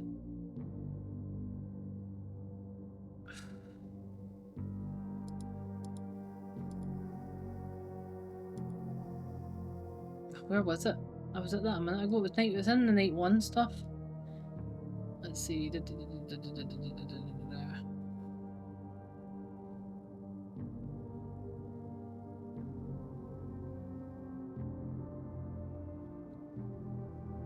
Right, so this is the phone stuff. Right. This is the phone stuff here. You pull up the contact list. Yeah, so you can call backstage, call the police, right? There's party room 2. Your plan worked, it won't take Bonnie long and then he'll come. You pull up the contact list, you can barely hear the phone ringing in the distance, but it's loud enough to get Bonnie's attention. Someone picked up the backstage phone? Yeah. You keep it ringing, someone picked up the backstage phone, you squeeze the mobile phone in your hand and listen, holding your breath so as not to make a sound. Garbled whispering, the sound of a child crying, and then a deep, distorted voice and a burst of static that says, "It's me." Who are you? Who are you? Who are you? Static crackles in the receiver and then the line goes dead. The phone is dead too, shorted out or the battery drained or something. The screen is dark and the keys no longer respond. It feels surprisingly cold in your sweaty hand. You shake your head, you hear a child laughing, even though the call was disconnected, but there can't be a child here, not at this hour. You call out, "Hello, who's there?" The laughter continues, increasing in volume. You can't stand the grating sound of it anymore. You drop the mobile phone and clamp your hands over your ears. The sound doesn't lessen at all. It's in your head. It's in you. You start laughing along with it, even when something grabs your legs and pulls you backwards out from under the table. You keep laughing as you are dragged across the dining area and towards the backstage where an empty animatronic suit awaits you to complete it. I think that it's you, it's always been, it's me, it's always been William, but God knows. But I don't know, it's just weird because of the child laughing and stuff. Yeah. So let me try the next bit.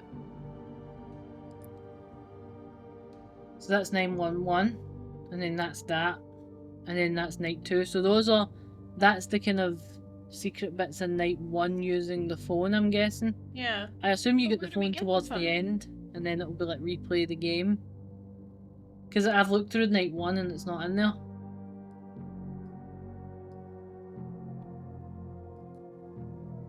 Foxy, pirate code. Yeah, I think we're looking for is the coin in the ring. Right, we've done this, we did this. That's surprising. It's Bonnie killing you, we use head. Dave. Oh yeah, let's see. So you know someone who does. So this is the mobile phone. So this is the secret bit. You may not know how to fix Bonnie, but you know someone who does. You pull out the mobile phone your phone was found and scroll through the contacts. Fortunately, it has the home number for your buddy Dave in maintenance. It's good to have friends in maintenance, even if they always beat you at bowling and never pay for dinner. Okay. Oh my god. Who's this? Do you know what time it is, Dave growls? It's 4 AM. You can always count on Dave to answer his own questions. He can be a know-it-all, but he actually does know it all. So you overlook his personality flaws, especially when you need his help. It's 4 already, you say? Gee, time flies when you're having fun, huh? That you, Ralph? You're losing it, calling me at this hour? Oh my god. Getting there. Listen, I have a question, a hypothetical question. Let's say an animatronic's head falls off. Which way do you twist it back on to reattach it? You know the old saying, lefty loosey, righty tighty? That's what I'm saying. Great, thanks. Sorry to bother. Hang on, he says. Which animatronic is it, hypothetically speaking? Bonnie. Bonnie, let's see. Make sure you put the centre screw in first and tighten it good. Oh. Where would said screws be? As luck would have it, you find 3 screws scattered across the stage. I don't have a screwdriver, you say?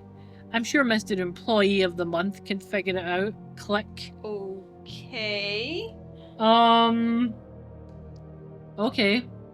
Presumably that's our Dave? William? Yeah.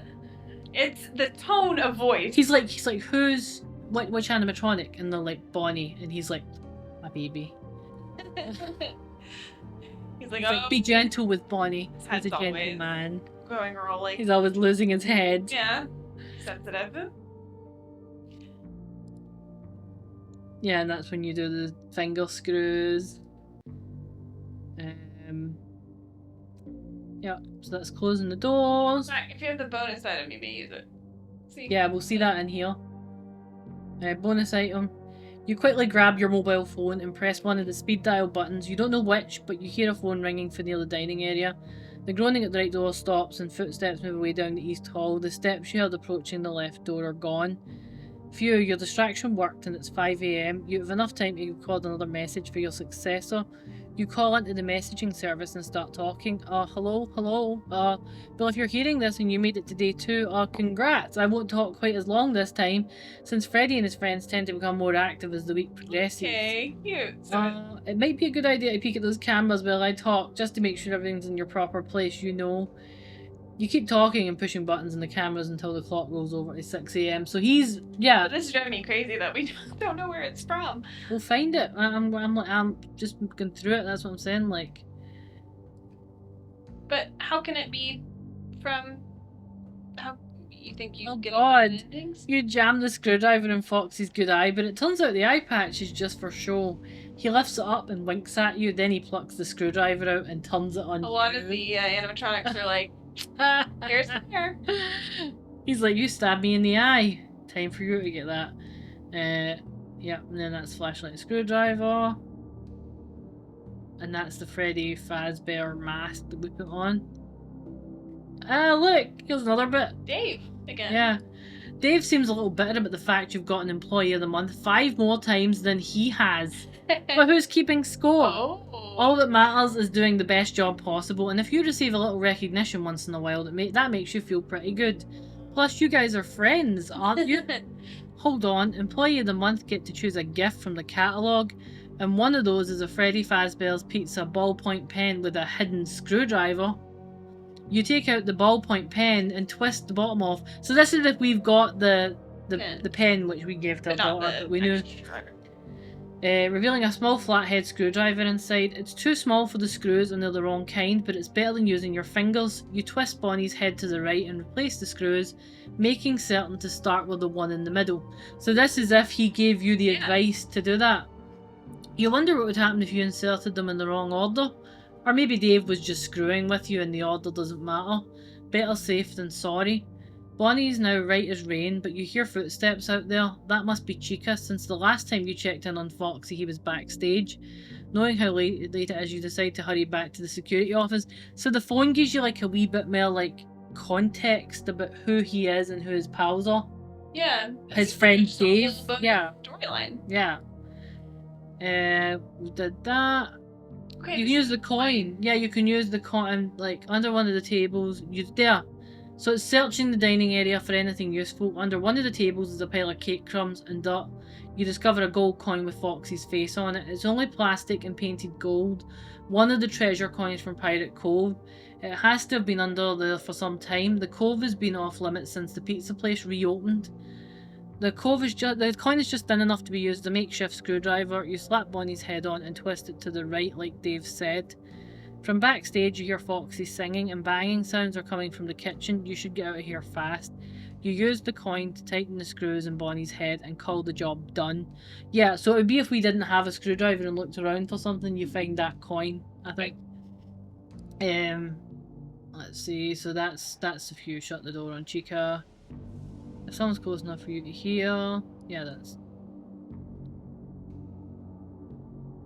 yeah, so we saw that one. We did this. What's this? You're not in the mood to take any chances. Oh, so this is like if you hide in party room 1. It's locked. You're not sure how it's possible. You can only lock the door with a key because kids have a habit of pushing buttons, any buttons, and they think it's funny when they lock people out or in. Haha. Chica wouldn't have a key, but unfortunately you don't have one either. You jiggle the doorknob, you pull at the door. If you keep doing that, you're going to attract more unwanted attention, and some animatronics can't be stopped by a door. You sigh and pull up a kiddie-sized chair. You strap on a party hat with silver and red stripes. You don't have any choice but to wait for your shift to end. At least you're safe while the animatronics look for you outside the room. You'll be fired come morning, but you don't think you'll miss this job much after all. The best ending, of course. He just sits in the party room with a party hat. He's like, it's Jova. I like that ending the best. And then we did that with the door. And that's like if you have the ID card or the master key, which is another one we don't have. That was the ID card. You open the door and hide behind it just in time. The footsteps stop in the doorway and the animatronic makes a raspy whining sound. This is the master key. It approaches the table. Oh, look, this is if you cheat. It approaches the table, waits for a moment, and then leaves. You wait until all is quiet before you step out from behind the door and resume breathing. You dare not turn on a light, but you make out some details in the faint illumination from the dining area. This is one of the few rooms at the restaurant with an outside-facing window, making it a popular choice for parties. The tables are set up just like in Party Room 1, but with striped tablecloths and party hats decorated with confetti. One of the cardboard hats is overturned as the table closest to the door where the animatronic stopped. You wonder why they would knock that hat over and then leave. You close the door softly and switch on the light so you can see better. You look around and see a note pinned to the Freddy Fazbear poster marked, "Let's party, you ready?" That's the toy Freddy poster. Okay. A message is spelled out in letters cut from a newspaper. Okay. You read it. A master key is not in this game. You are the one who must live, ? With your shame. You know what they say. Cheaters don't win, but those who might try make the purple man grin. What? I've never heard that phrase. They're like, William would cheat. And then this, and then like question mark page. The game has crashed. So there's extra stuff like night 6 is question mark page. The game has crashed. So yeah, this is if you choose something that you shouldn't be able to choose. Yeah, that's what we were like, you can't get mastered.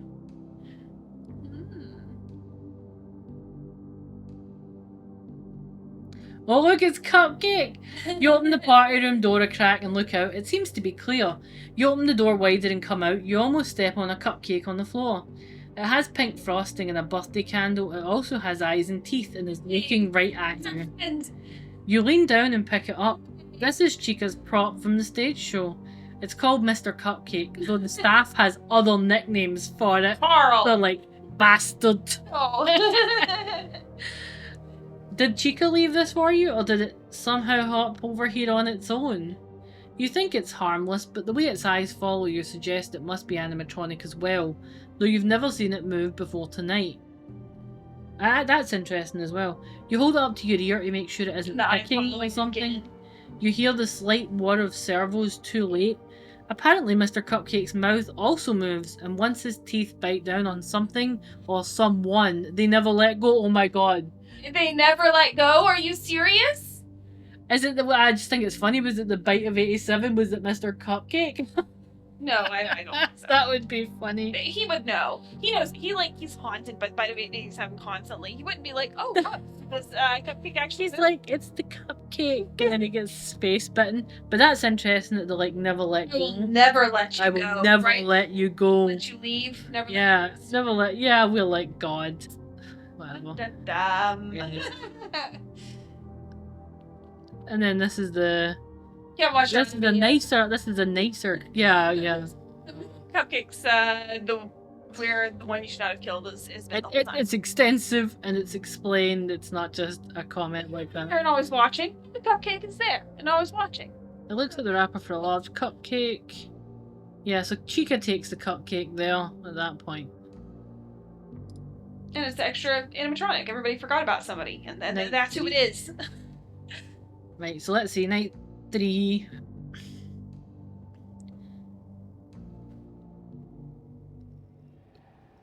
Oh look, this one, if you hide in the supply closet.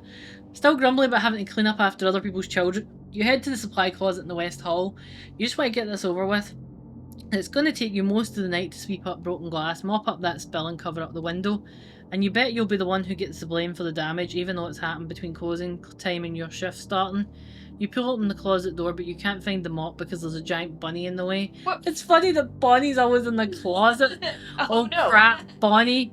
The animatronic is suddenly in your face, head twitching violently and teeth gnashing. The next morning, the daytime security guard is shocked to find blood splattering the West Hall right in front of the supply closet. Geez, some people are so lazy, he says. The mop is right there. Oh god. He reaches inside the closet and starts mopping you up. Oh, everybody in the company is like this. He's like, that fucking night watchman didn't clean up all the blood from last night. Oh. It's a vicious cycle. Yeah. Supply closet. Bonnie's in there. When you were a kid, you used to play hide and seek with your dad, but his tactic was to hide in places like closets and then pop out shouting boo just before you found him. No matter how much you screamed or cried or peed yourself after a jump scare, he laughed at you and kept doing it. Your dad had a mean streak. Yeah. His that's crying child shit though as well. Yeah. After a while, you stopped asking him to play hide and seek or anything at all, which now that you think of it might have been his plan all along.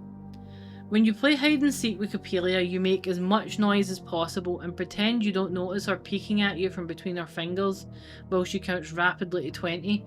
You always act surprised when she finds you, even in the silliest hiding places like under a blanket on the sofa or crouching behind the TV stand with your butt hanging out. You never ever hide in the closets. When she does, she gives you a hug after you give up and she comes out.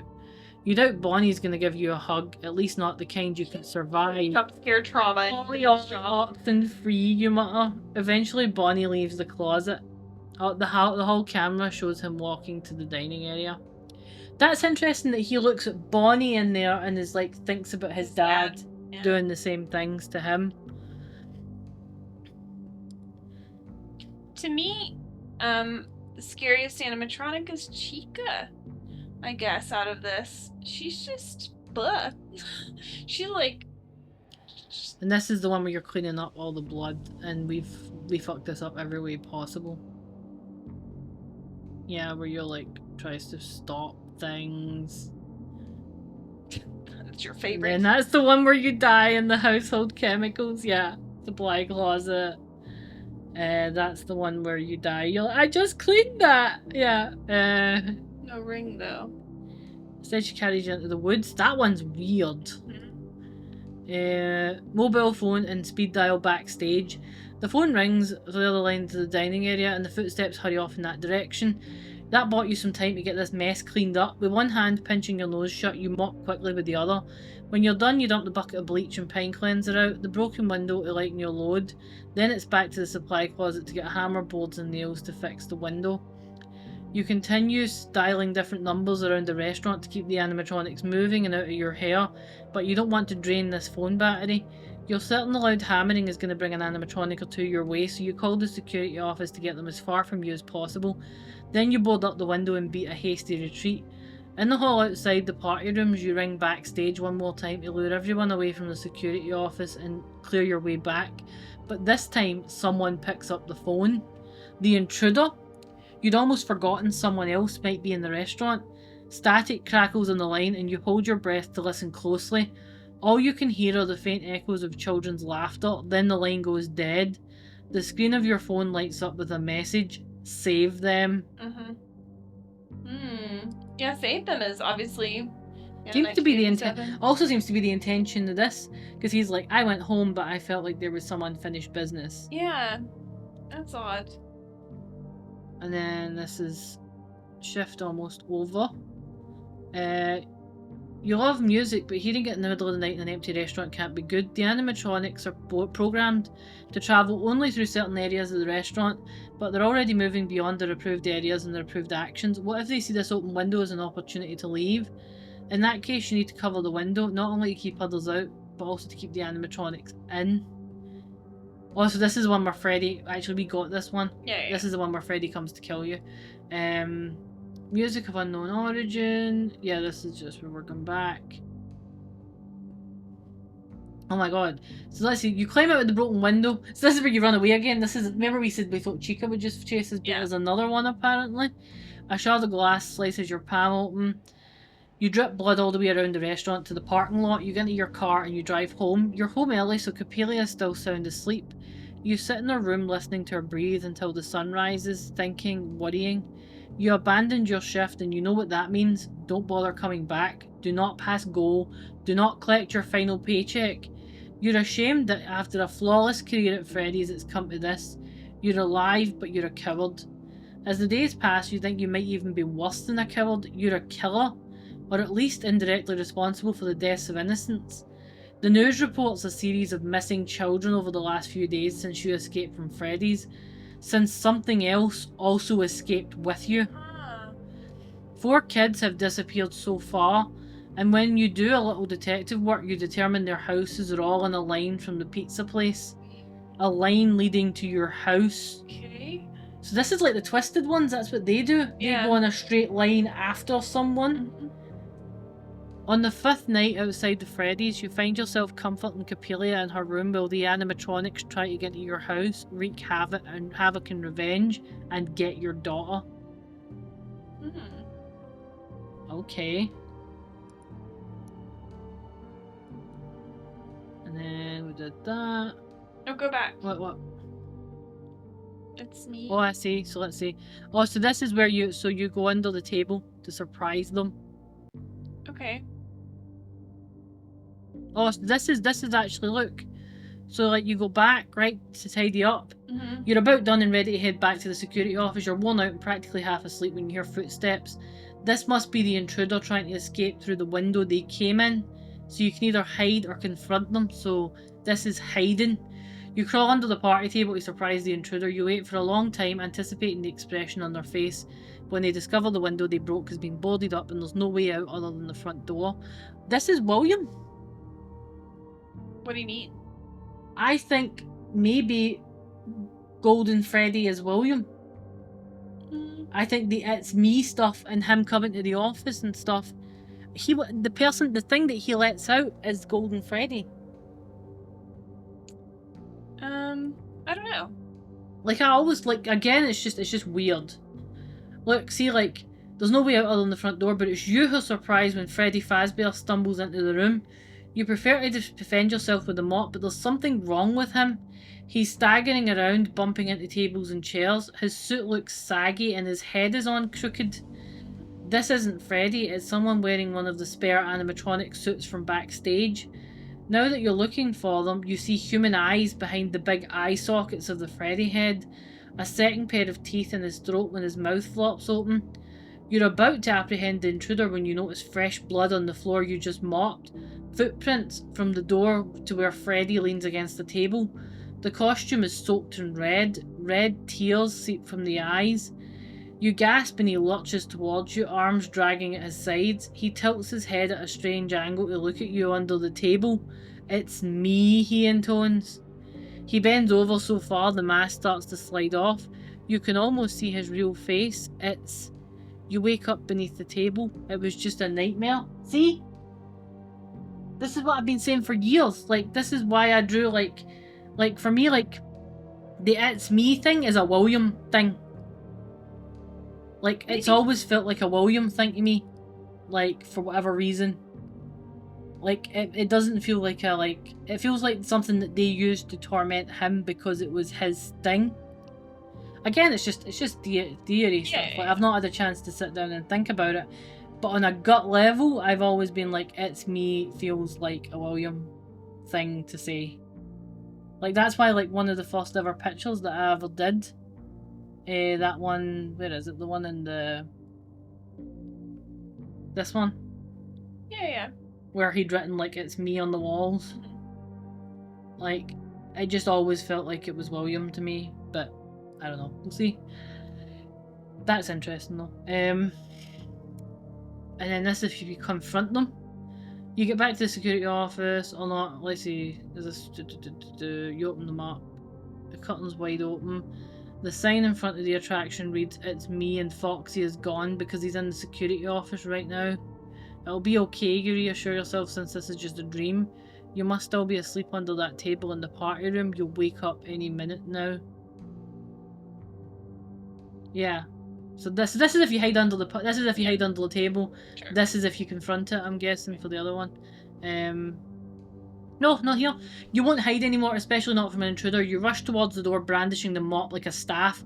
Tonight you're going to be the one delivering the jump scares. You swing the mop as you emerge from the room and you make contact with Chica's head. Her left eye is knocked out. It bounces under the floor a few times, then rolls under a party table. Oops. Chica's eyes are in some of the animations. Yeah, her eyes are in different because he didn't directions. position them. Yeah. Chica stops moving, sparks flying for the eye socket. She makes a sound like a whimpering child. Aww.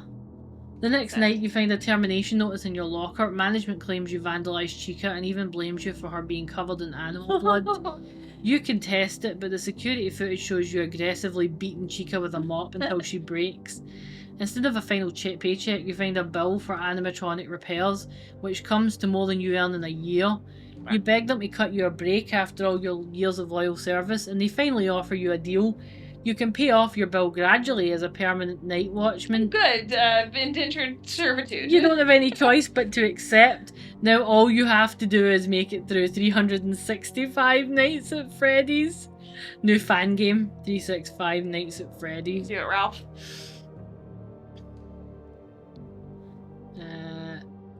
The kitchen, we did that. If you have a lighter, you know, the cupcake on the table, because we know that. Yeah. You're calling the lighter. There it is. You pull it out and take a few tries to get a flame going. You aren't used to heavy duty lighters like this, and it doesn't help you're nervous. You light the candle, then bolt around the counter to hide behind it as someone enters the kitchen. You catch a distorted reflection of a large yellow chicken in an industrial-sized chrome refrigerator door.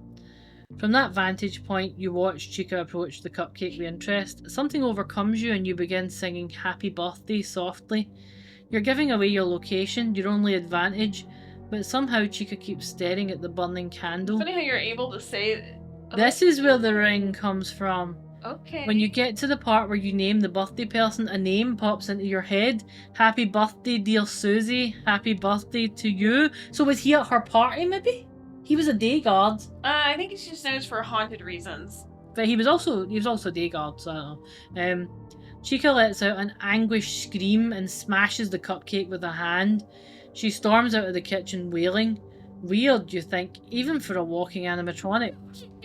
You pay your respect to the poor smashed cupcake. Chica's tantrum not only extinguished the candle's flame, did she make a wish, but also reduced the baked goods to crumbs, which you're still tempted to eat. This guy will eat garbage. He's so hungry. Something glints in the cupcake wrapper. Stop feeding him. You poke through the mound of crumbs and find a gold ring. It's heavy, not like the plastic gold-painted trinket. Cupcake? Yeah. Oh! Like the gold-painted trinket. They're cute. So this is another weird thing, right? You know, Chica here is freaking out. This is a cupcake, obviously. We see things like chowder or whatever, where it's like stuff like eating out of cupcake, you know, in his head or whatever. Cupcakes in the prize counter. There seems to be something like, I don't know, getting remnant out of cupcake or something. It's heavy, not like the plastic gold-plated trinkets you can get from the vending machines or the prize counter. How did it get here? You wonder if it belongs to the baker who made the cupcake. The ring could have slipped off a finger and into the batter. It's the one ring.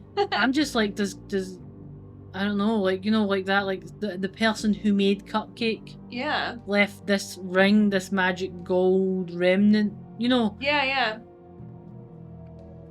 There are no inscriptions or identifying marks. It's just a plain gold wedding band.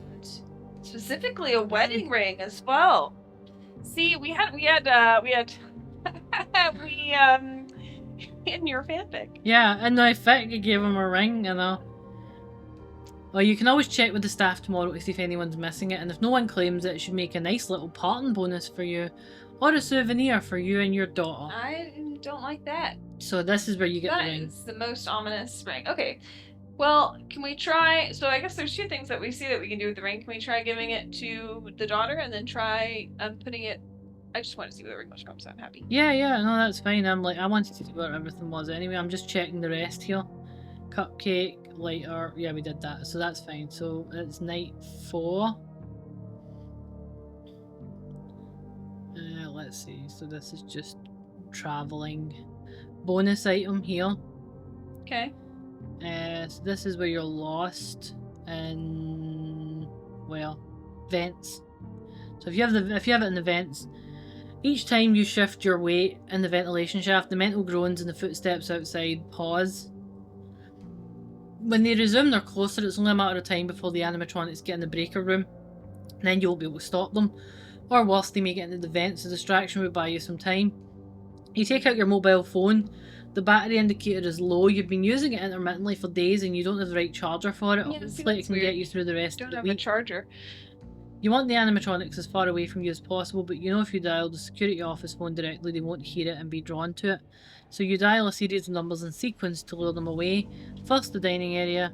You hear the phone ringing and footsteps move towards it. You wait 30 seconds and dial Pirate's Cove. You can barely hear that phone from here, the sound echoing in the vents. Another 30 seconds pass, you call the security office. You can't hear the phone ring from here, but trust it is taking some of the heat off you. Right, so this is just, you can use it to get stuff away from you and then go straight to the breaker room is what that looks like. So let me just check. Breaker room. We did that. What was that? Hold on, that was why we call it breaker room. Yeah, that was that cheesy bit. Thump. Breaker room. Yeah, and Foxy kills you.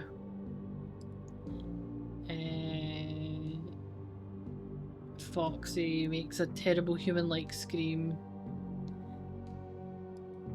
You get killed by Foxy a lot. You get killed by pretty much everybody. Yes, that's that. And then we go to the breaker room, I guess. This is the buttons. We've done this, so we did all the different button sequences. We did that. That's all 5 buttons. That's the lower ending. That's the like you guys theorize too much. And then yeah, that's where you like join them. Yeah, we got that misery and agony. This is another one where you like run to the party room. There's a pile of small bones you happen across. Look. Turns out the cleaning crew doesn't do a great job under tables. The tiles are sticky. You encounter a slice of petrified pizza that almost makes you gag. Then there's the pile of small bones you happen across. The restaurant's chicken wings are boneless, so you don't know what these could be. It'll be a rat, I know. This is so disgusting. You've come to realise not everyone has been as diligent at their work as you, and you wonder what other corners are being cut around here. You're about to cross to an adjoining table when it suddenly tips over. You dart back out of sight and scurry to get under another table. Just as the one you leave is tipped away, Bonnie smashes his guitar down inches from where your head was a moment ago. Bonnie and Chica are destroying the dining area and there are only so many tables to hide under. They've found a new game to play, Whack-A-Ralph.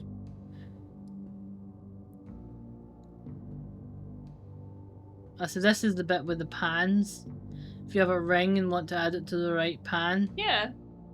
Let's try the ring. You need something heavy to weigh down the pan on the right. You reach into your pocket and pull out the gold ring you found in the kitchen. As soon as you add it to the lighter pan, the scale shifts into perfect balance. A recording of cheering children plays, confetti falls and the pedestal dispenses a ticket. That's it, one lousy ticket, you mutter? The gold ring was definitely worth more than whatever you can get with this at the prize counter. What a rip-off. You consider grabbing the ring back, but you've always been wanting to play by the rules, and that includes not cheating at games, so you take the ticket. It's an old ticket, wrinkled and stained with drops of tomato sauce. The green colour is faded, along with the words stamped on it, Fredbear's Family Diner. The gold wedding ring gets now you that's a throwback. Fredbear's Family Diner ticket. That place has been closed for years, but it was a predecessor to Fazbear Entertainment's Freddy's Pizza franchise. This artifact might just be worth more than the gold ring if you found the right buyer. Freddy's biggest fans will buy anything. I'm like, good God, don't call us out like this. Then you turn the ticket over and the dollar signs fade away. Someone's written on the back of it and the ink looks recent. 2014. 2014. Are those That's odd. You might have company soon. Yeah, that's interesting. So that's if you do this with the coin, nothing happens. Okay. It's plastic and it won't. Yeah, it's not heavy enough. It's the ring that does it. And that'll be the code as well, I guess. But that's odd for a year, right? Why does it give us the year 2014? That'd be the year right before FNAF 3 comes out. Mm-hmm. Like for me that sounds like that's when he'll come back. As if it's like a note. It's so weird, yeah. I'm like, there's something weird, but it's so good. Let's see if you need the wedding ring to access it. My God. Yeah. So in the cupcake. Bonnie wasn't in the dining area. Bonnie crawling at the vent. Bonnie goes out of the vents. This is where they're recharging. This is where Foxy comes to party with you. This is the metal hook. Baker room. Close. Night 5. Right, so let's see if you have Mr. Cupcake. We have that.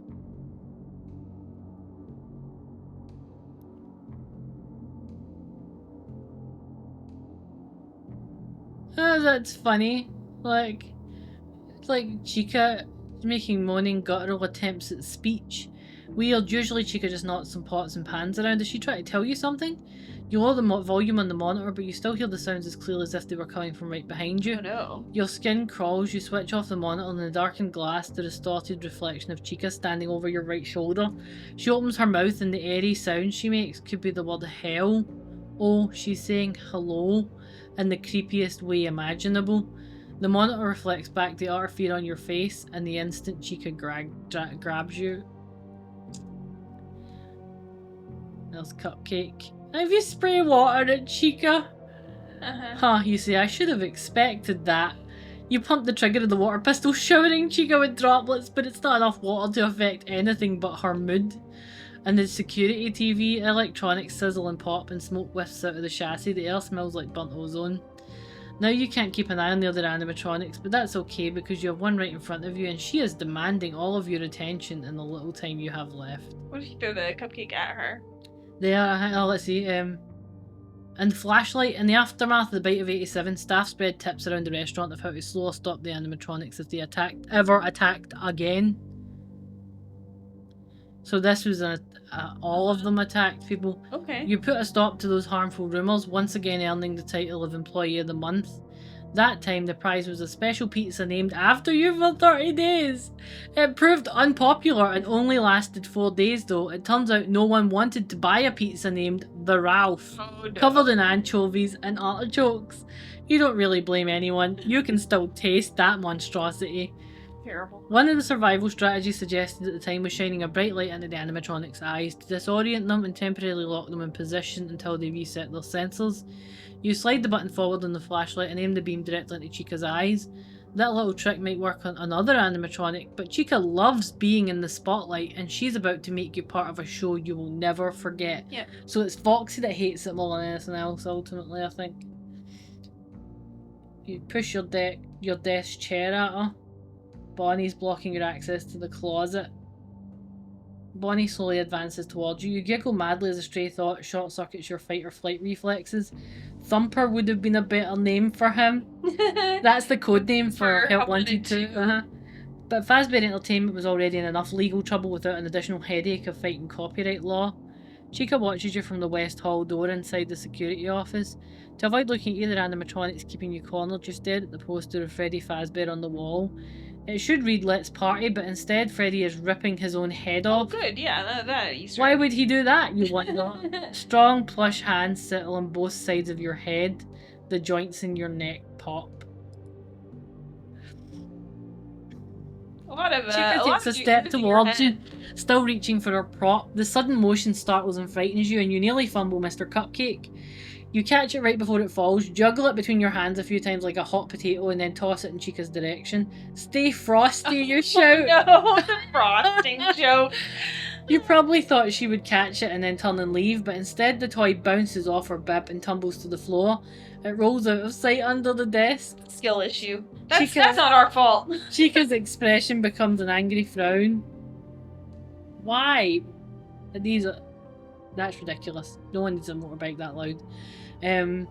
When she opens her mouth, she hisses static and garbled, terrifying sounds stream from her beak with human teeth.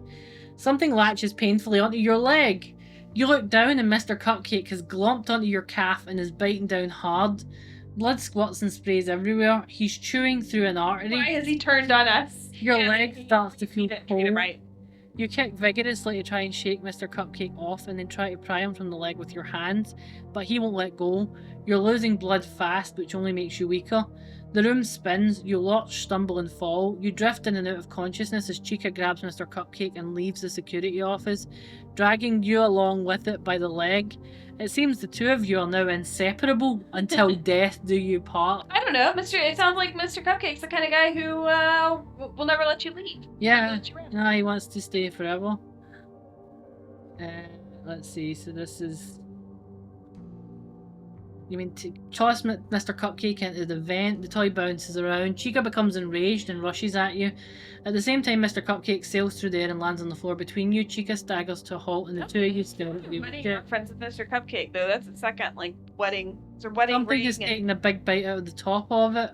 Oh, look! Something is taking a big bite out of the top of it, exposing electronics inside its rubbery outer layer. You turn towards the vent and squint to see who or what is inside. Meanwhile, Chica backs up and leaves the office with the deformed Mr. Cupcake! What could have scared Chica away? So this is if you throw him into the vent. Look, but where Bonnie is? Yeah. Bonnie takes the bite? Yeah, look, it lands on the floor. Chica staggers, the two of you something is taking a big bite out of the top of it. You turn towards the vent and squint to see who or what is inside.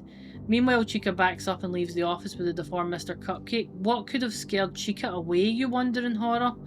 You decide to beat a hasty retreat as well, but before you even have your coat on, loud knocking emanates from the ventilation shaft. You crouch to get a better look at the inside. You see two glowing white eyes, then a wide grinning mouth that is ready to take a bite out of you. What is that? That's Nightmare? Is it Nightmare? Yeah. Like Cupcake gets thrown in and then something takes a bite out of Cupcake and throws it back out again. That's very odd.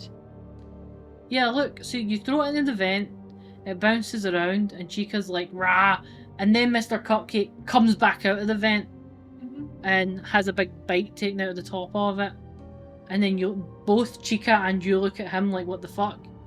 And then she takes him and leaves. And then when you look into the ventilation shaft, it's Shadow Bonnie, Nightmare, or whatever. It's one of the two glowing eyes, teeth things. It could be Shadow Bonnie. It sounds like it's Shadow Bonnie, like because he's got the big smile. And Bonnie is in, and we see Bonnie in that vent, so you would expect Bonnie to be there. You know what I mean? Like one of the alternate things where he's in there. Yeah, that would make sense. Yes. I think that. So here's just this is a big long shot. I wonder if. So we have the story, you know, where is it Toby? It's a hide and seek. Is it the one where we have Shadow Bonnie and it gets Stitch the kids back? Yeah, hide and seek, I think it is. Okay, and then it's kind of like an angry, like competitive rabbit. We think that there may be an agony rabbit character, and that it could be the fact that it would be adversarial with Mr. Cupcake makes sense to me. An adversary, the shadow fears me, or whatever. Yeah, the shadow fears me. Yeah. Look at this one. You run and dive for the open vent at the back of the security office and quickly worm your way inside. You turn around and press yourself flat against the cold metal floor, peering out and try to control your breathing to make as little noise as possible. Foxy busts in. This is so funny because this is what the animatronics would do if you weren't there. Foxy busts out of the office and looks around wildly for you, his eyes burning white in the dimly lit room. He opens the right door, allowing Chica to enter the office, and together the two of them study the TV. They push buttons to check the different cameras around the facility to check for you. The sight of the animatronics working together operating technology gives you a sick feeling in your stomach.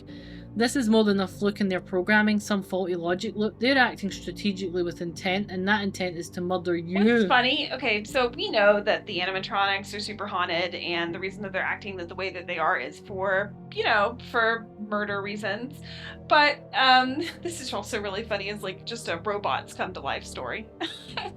You're breathing shallow and you're drenched in cold sweat. This is bad, but it gets worse when you hear moaning on your left, echoing down the ventilation shaft. Foxy and Chica hear it too, and they're coming to investigate. Shaking, knowing this is the end, you turn to the left. Tears obscure your vision, but you see a large blue blob crawling towards you. Bonnie. Yeah. It's Bonnie in the vent every time, except for that one time where it sounded like it was Shadow Bonnie instead. You run to block off the vent. Yeah, so this is the bit where you try and shut the vent on Bonnie, I think. Yeah. You slap the button, the lights flicker and the electricity buzzes, but the ventilation cover doesn't drop. You hit the button again and again, but nothing happens. The red light behind the translucent button dims. You glance at the two closed doors behind you.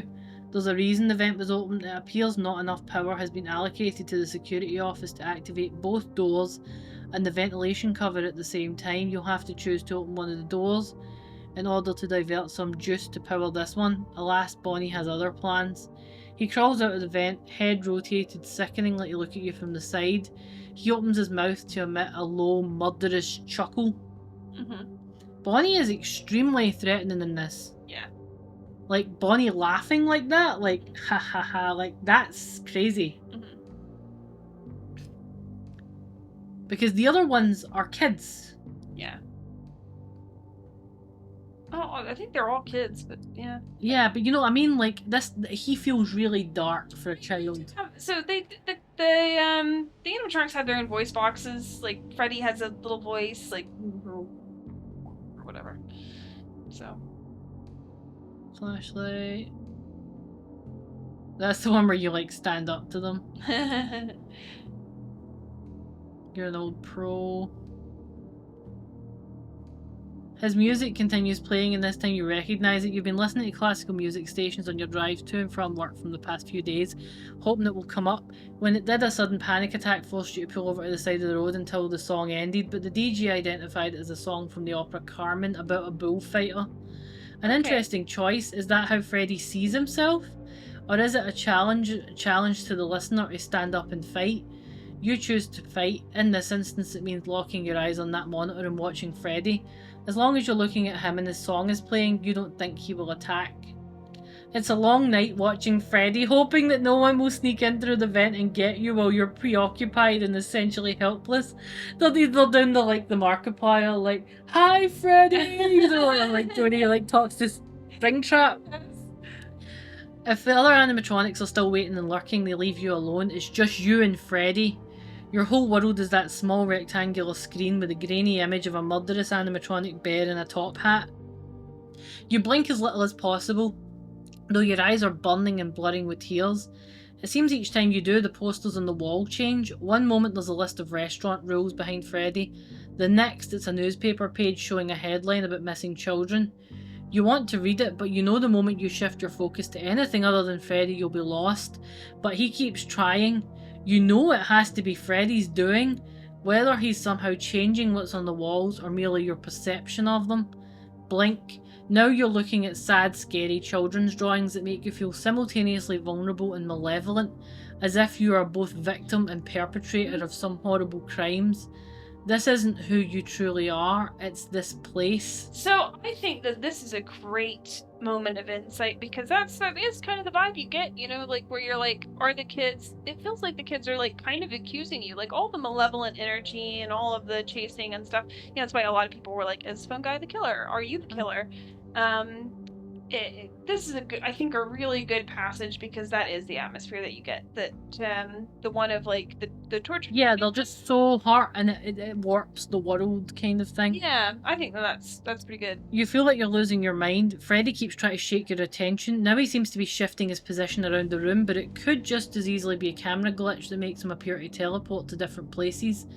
If he can do that, you fear he will somehow teleport into the security office, bypassing the closed doors. Talking a little bit about the Golden Freddy. You dare not look away from the screen, but it must be nearly 6 AM. The night is almost at an end and you're still alive, but your eyes are weary from staring at the screen and you worry you'll never lose the image of Freddy. Perhaps it's burned into your retinas, burned into your very soul. Just as you're sure a new day is dawning, you experience vertigo and have the sensation you're disconnecting from your body, from reality. You black out for a moment, and when you come to, you're in the west corner of the restaurant, staring up at a security camera. What? He's like, he was looking at himself. It's that like FNAF 3, like looking at yourself thing. Mm-hmm. So like, what's after that? It just says, let's see, you feel heavier somehow, but also bigger and stronger and colder. You want to look down at your hands to make sure you still have all your fingers. So was he stuffed into an animatronic and it was like Freddy? I don't know, because... And they're not covered in brown fur? They're not. And you still have organic bones, not a metal endoskeleton. But what if you look away from the camera and are stuck in this body forever? I'm just hallucinating. You think this isn't real? I might be hallucinating and this is real. And this is real. Uh-huh. I might be hallucinating and this is real. Uh-huh. Okay, yeah. I'm following you. When 6 AM rolls around, your shift is over and you head home feeling both liberated from Freddy Fazbear's pizza and as if you'll never really escape it. So much of your identity is caught up in that restaurant, it can't be that easy to let go. You enter your house and look for Capilia. She must still be asleep, so you go to her room and wait to wake her up. The door creaks open and a lump under the bed covers moves. Her head pops out, hair a tangled mess as usual. She yawns big. Just as she's opened her eyes, you wonder if she will like the new you.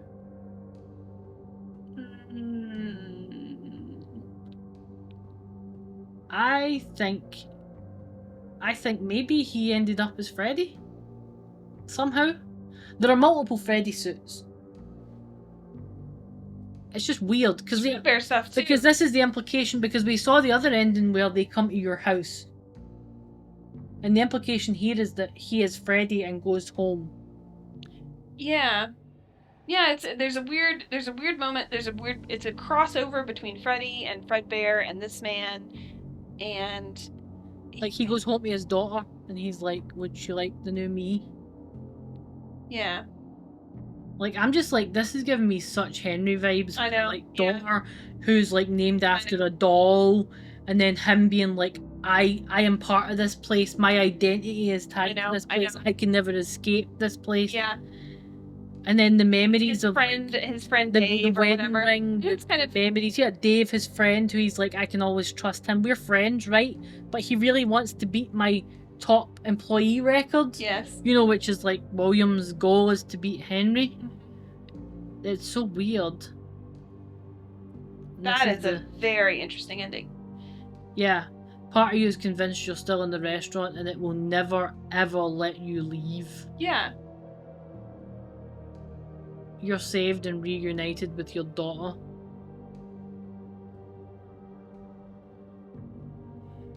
Yeah, so this is actually another one. Yeah, no. Yeah. What was your emergency? As quickly as you can, you tell the switchboard operator everything. It's surprisingly she believes you. It might help she can hear the animatronics banging the door, Freddy's maniacal laughter, and the creepy circus music, punctuated by the sound of children crying. You're like, it's real haunted over here. I always knew something was off about that restaurant, and I don't mean the cheese and the pizza. I don't know about killer animatronics, but it sounds like something's going down. I'm sending a squad car. An animatronic in the hallway lets out a terrifying screams. I'll send 2 cars, she said. Sit tight, sir. Help is on the way. You're so relieved that she was able to hear everything happening right now. You were starting to think it was all in your head.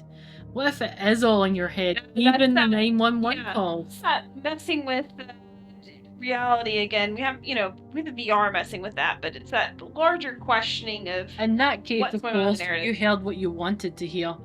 Pretty soon, you hear something else. Police car sirens, a banging and crash as they beat down the door to get in.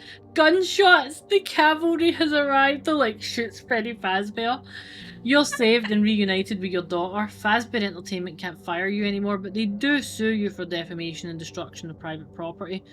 Worst of all, you're never quite able to believe what you're seeing and hearing. This is the Brazil ending. Yeah. Part of you is convinced you're still in the restaurant and it will never ever let you leave. This is the, I can't handle this, I'm getting out, but I'm not out. Did I get out? Yeah, which happens so many times in the series. And then this is him calling his daughter. You need to let her know you would never abandon her. The line clicks and Capelia's groggy voice answers. Yeah? Is that how you answer the phone, you say? Yeah? Dad, what time is it? Late or early, depending on how you look at it. How's work? Are you coming home soon? Oh, I wish. Is something wrong? What can you say to her? There's so much. A lifetime of unwanted advice, family stories, bad jokes, but it all boils down to 3 words. Aww. Yeah, I'm gets emotional thinking about that. You abruptly notice that Foxy's eyes are glowing again. He is reactivated, but for some reason he hasn't attacked you. Because he's listening. You realise that it's quiet, too quiet. The other animatronics have stopped their moaning and knocking. Even Freddy's music is silent. I know, Dad. You can practically hear her eyes rolling. I have to say it anyway while I can. You take a deep breath. Don't come here. Yeah. You disconnect the call and calmly erase your number from the history. You look up at Foxy. You erase your number from the history. Promise to leave her alone and I'll stay for good. Foxy nods slowly, though it's not like you have a choice. Yeah, I think Henry is in, we've always thought Henry was in Golden Freddy, that he stayed. He was like, I won't leave the kids. Yeah. Yeah, and I like how they didn't write him saying, and he's calling his, kid too, yeah, I love you, don't come here. Stay away. Yeah. Don't get involved. Yeah, so this is night 5.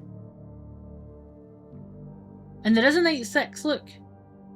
Oh, night 6. So there's night 5 and then so this is all the things. It's looking like this would be Wild Night 4. Yeah, this is where you do it. Look, this is the actual one, look.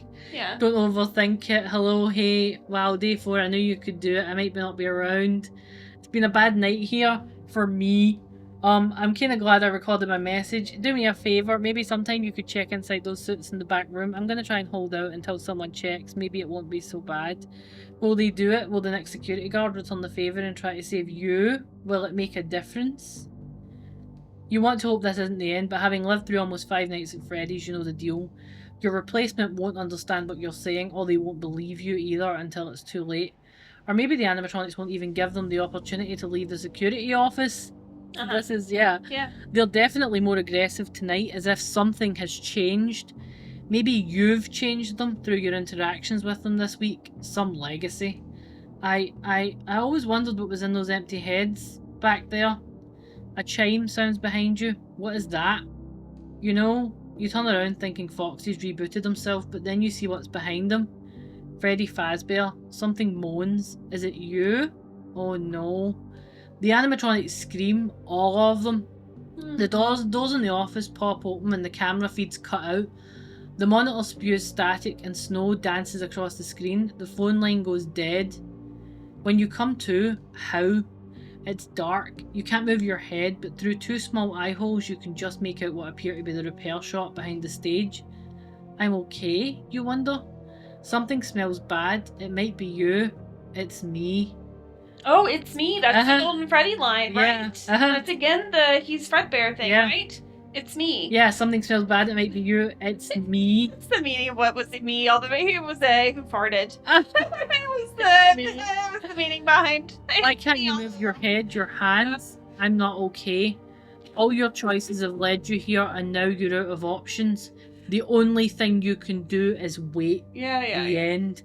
So that implies, what that implies is Henry, right, so I think this implies Henry ended up stuck at Freddy's and William.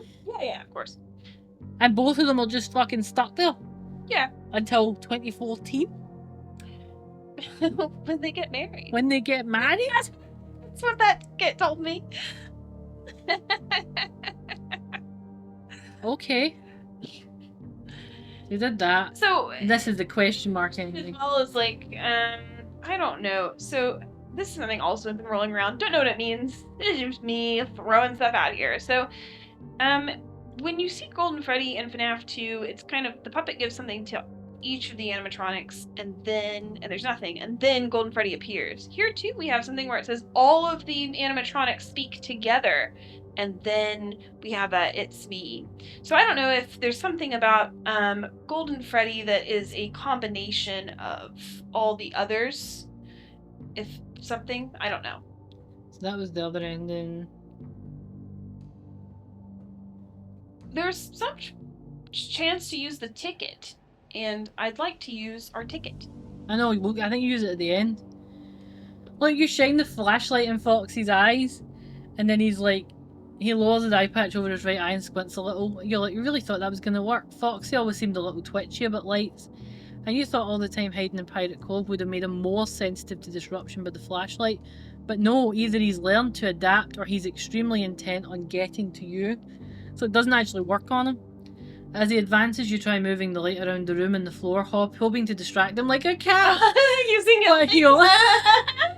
That's so cute. Laser pointer. You're like, look, Foxy, look. He's like, get it thing. Foxy reaches you in no time, backing you up against the lockers in the rear of the office, and his endoskeleton hand knocks the flashlight away. Something grabs your left leg and squeezes hard enough to make the bones pop. You scream and look down to see a blue hand pulling your ankle. That's like in the pit as well, where Bonnie's under the tables. Really, you say? Foxy looks annoyed too. Foxy's like, he's mine. He grabs your right arm and starts pulling you away from Bonnie. The tug of war continues as they fight over you like children trying to play with the same toy. It's funny, this dynamic we see too where the animatronics are like, hey, because they're all trying to get you, but it sounds like they're a little bit competitive about it. They're like, excuse me, I was working. Slowly, quietly, you back towards the vent, eyes locked on Foxy. He stalks the office back and forth, back and forth. The two of you have that habit in common. Only pacing helps you think, and you suppose in his case, he needs an outlet for murderous rage. Henry paces. Does he pace? Lally's game. I pace. Lally's game where they pace back and forward all night. Okay. Again, we've got like parallel theories or whatever, but just interesting. Maybe this is how he passes time in Pirate Cove behind that curtain. Don't look at me, you think, as you continue moving yourself inch by painstaking inch into the vent.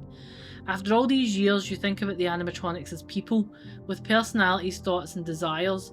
You have to remind yourself they're just machines, metal skeletons wrapped in cloth and wire, fancy puppets. The fanciest. That must be all there is to them, because if they're actually intelligent beings, if they have souls, then no wonder they're so angry about being forced to perform for rowdy kids and harried parents day in and day out. Anyone would want more, and they might be willing to do anything to get it. One might even excuse them for their behaviour. They didn't ask for any of this. It could be that it's Freddy, Bonnie, Chica and Foxy who are the victims in waking nightmares. Walking nightmares. Though you're in the shadows now inside the vent, Foxy finally spots you and is there in the blink of an eye. He embeds his hook in you. I'm sorry, you whisper. You're like, they're a little frustrated. They're like dogs that haven't been taken out for walkies. And then this is the numbers. 4 digits. 1983, 1987. And then 2014. See it? That was the code, I'm sure. See it? Like, so if you try, if you have a ticket, you may check it. Yeah. You reach deep down into your pockets and fish out the prize ticket you found in Foxy's Pirate Cove. Now you look at it in better light, you're not positive those dark stains are from food at all. You check the back of it and just like you thought, there are 4 numbers written there in pen, 2, 0, 1 and 4. I wonder. You push them into the phone's keypad. Voicemail, you have 1 new message. Press 1 to play it, press 2 to listen to saved messages, press 3 to record a message for another extension. You tap 1, message 1, received 5 minutes ago. The line clicks and you hear a woman's voice whispering. Ralph, if you're hearing this, you probably realised by now that something's going on with the animatronics. They aren't acting normally even for them, and it's because of you. Who is this? How does she know my name, you think? And how is any of this my fault? You're probably wondering who I am. I bet you don't remember me, but you interviewed me for a summer job at Freddy's, and you decided not to hire me. Ralph, you saved my life. What? Management often invites you to screen applications to see if they've got the right stuff for the job when there's more than one person interviewing. It isn't often a woman wants to work here, so you do remember her now. Her name was Bronwyn something. Bronwyn's an interesting name. Bronwyn's a mythological name. It's a Gaelic name, I think, or a Welsh. Yeah, closely Branwyn medieval Welsh literature.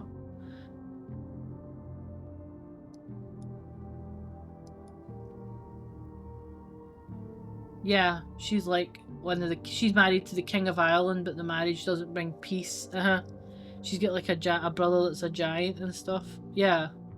Okay. She dies of a broken heart ultimately. Okay.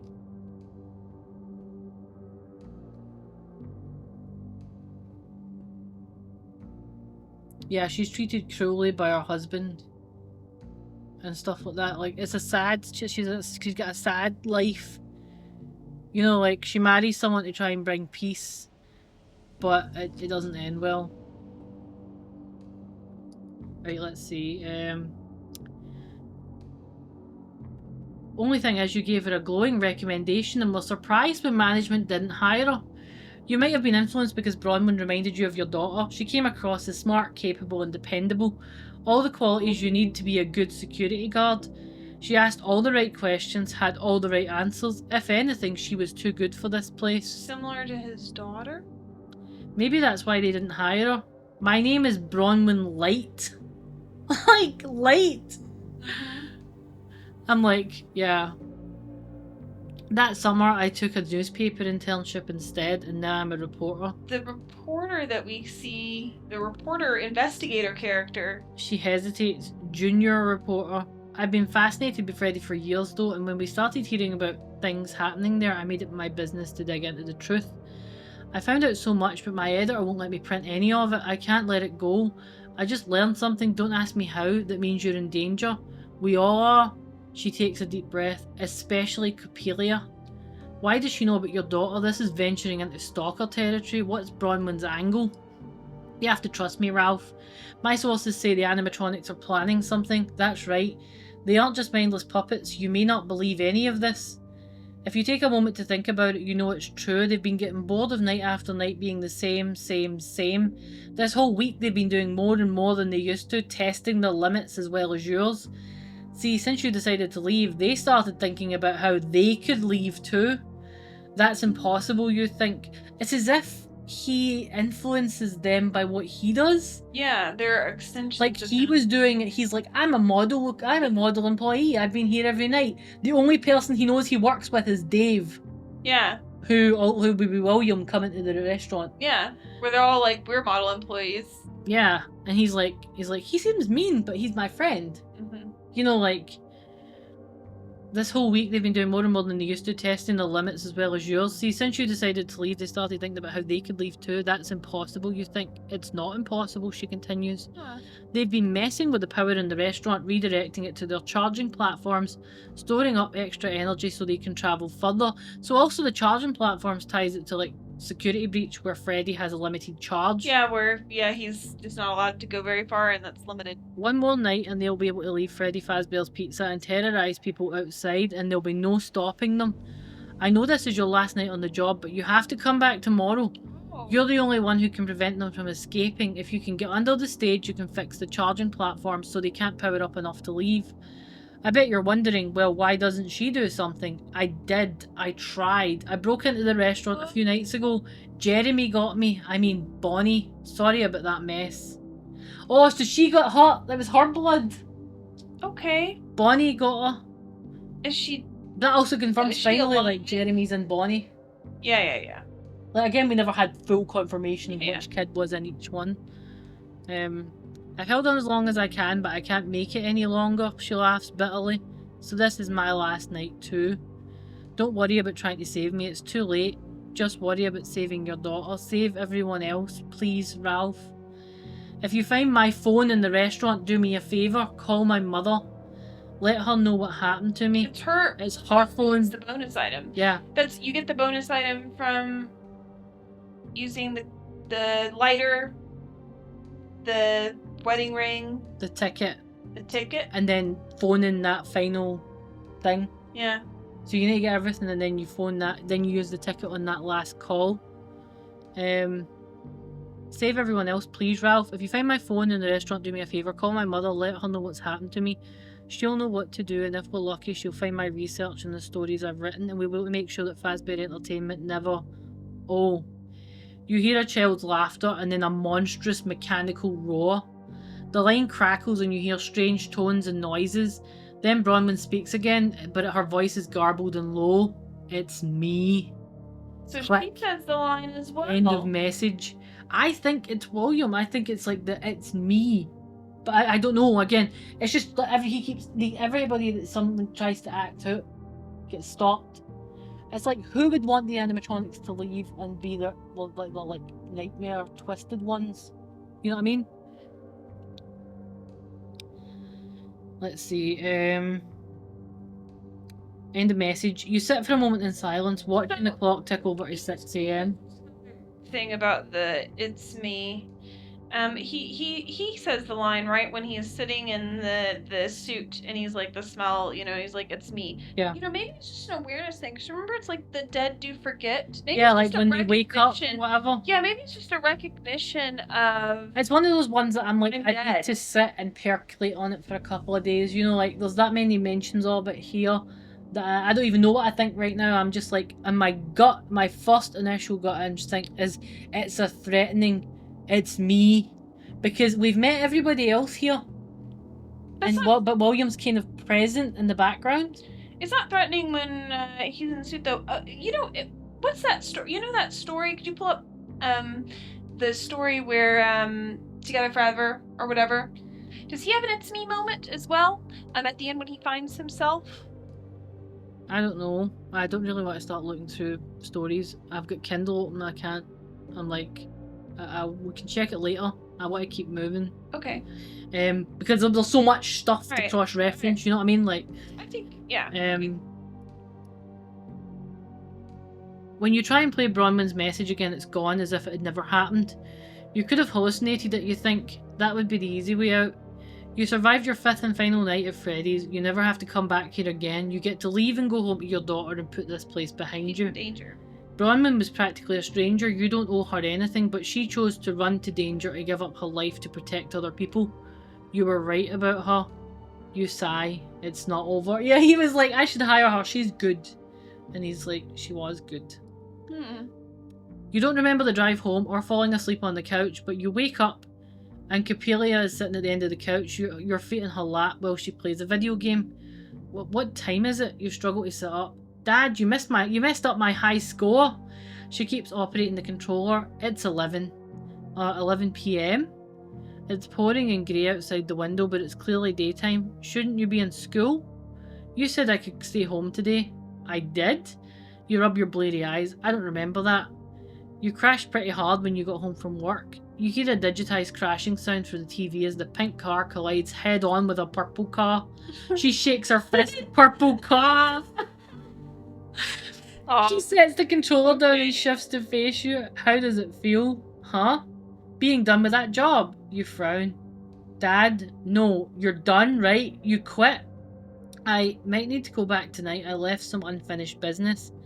Let someone else finish it.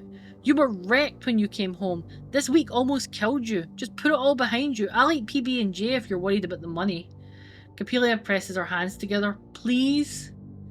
This is where you need to be right now, but you still lie awake at night worrying about how long you can keep us safe. Yeah, they said that if you sign up dinner for overtime, in danger because they're gonna leave and come after you as well. If you sign up for overtime, yeah. Here. Come on, I can't touch here. Because Kindle is the worst. Right, let's see. Management approved your request for overtime without asking any questions. They let you know they're still looking for your replacement, as there haven't been any responses to their advertisement yet. We'll see how it goes tonight, you told them. If you fail tonight, they won't need a night watchman and they'll have a much bigger problem on their hands. If you succeed, management won't be so enthusiastic about welcoming you back. You check the cameras like you always do. Freddy, Bonnie, Chica and Foxy are where they're supposed to be and they're staying put. That alone seems suspicious, especially after they were so active last night. Maybe they're tired, you laugh. If you believe Bronwyn Light, the animatronics are storing up all the power they can before they leave the restaurant. In that case, you should head out now while they're dormant. What does the name Bronwyn mean, like, just by itself? Like, what is it? Does it mean strong? I think. Fair. Blessed breast. Well, alright. Fair and blessed breast. Breast referring to hill and place names. They're like... ancient roots. They're like hills look like boobs. Breast. Okay. White breast. Titties. Alright. You're like, what meaningful thing does this mean? I'm like, titties. Oh. If you believe Bronwyn Light, the animatronics are storing up all the power they can before they leave the restaurant, in that case you should head out now while they're dormant. You've already consulted with your friend Dave in maintenance. You can't just switch off the power from the breaker room this time, because the charging platforms are on their own power supply with a backup generator. So you have to find some way to disrupt them. The fastest way to the stage is through the West Hall, but if the animatronics realise what you're doing, the safest way is through the vents. We love the vents. Let's get in the vents.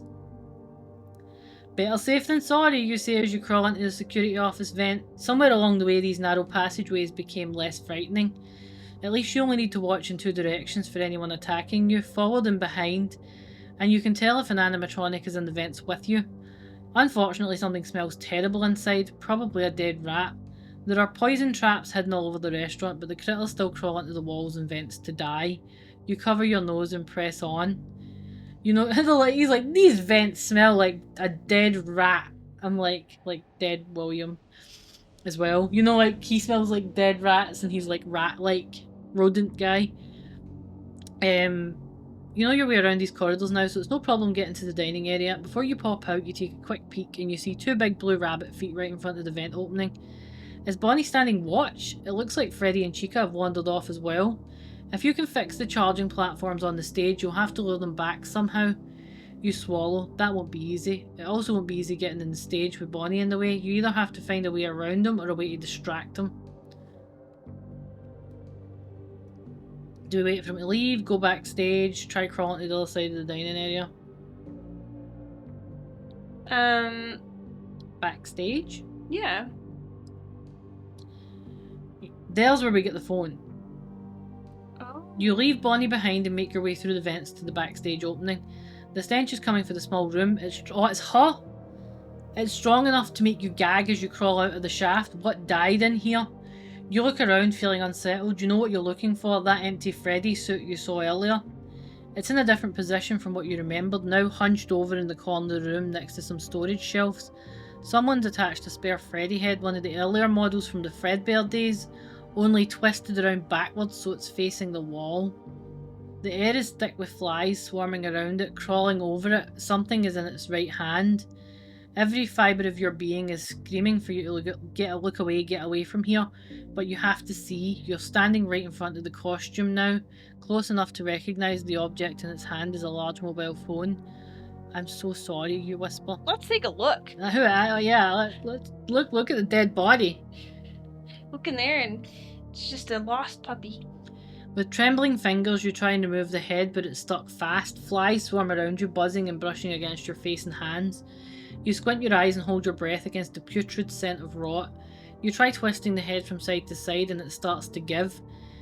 You gradually work it all the way around and something dark and thick oozes from the neck seam. You peer through the dark eye holes and get a glimpse of what's inside. You see a body with a name tag, Bronwyn, or what's left of her. You turn and vomit. When you look up through the tears and flies, you find Bonnie standing over you, holding another Bonnie head.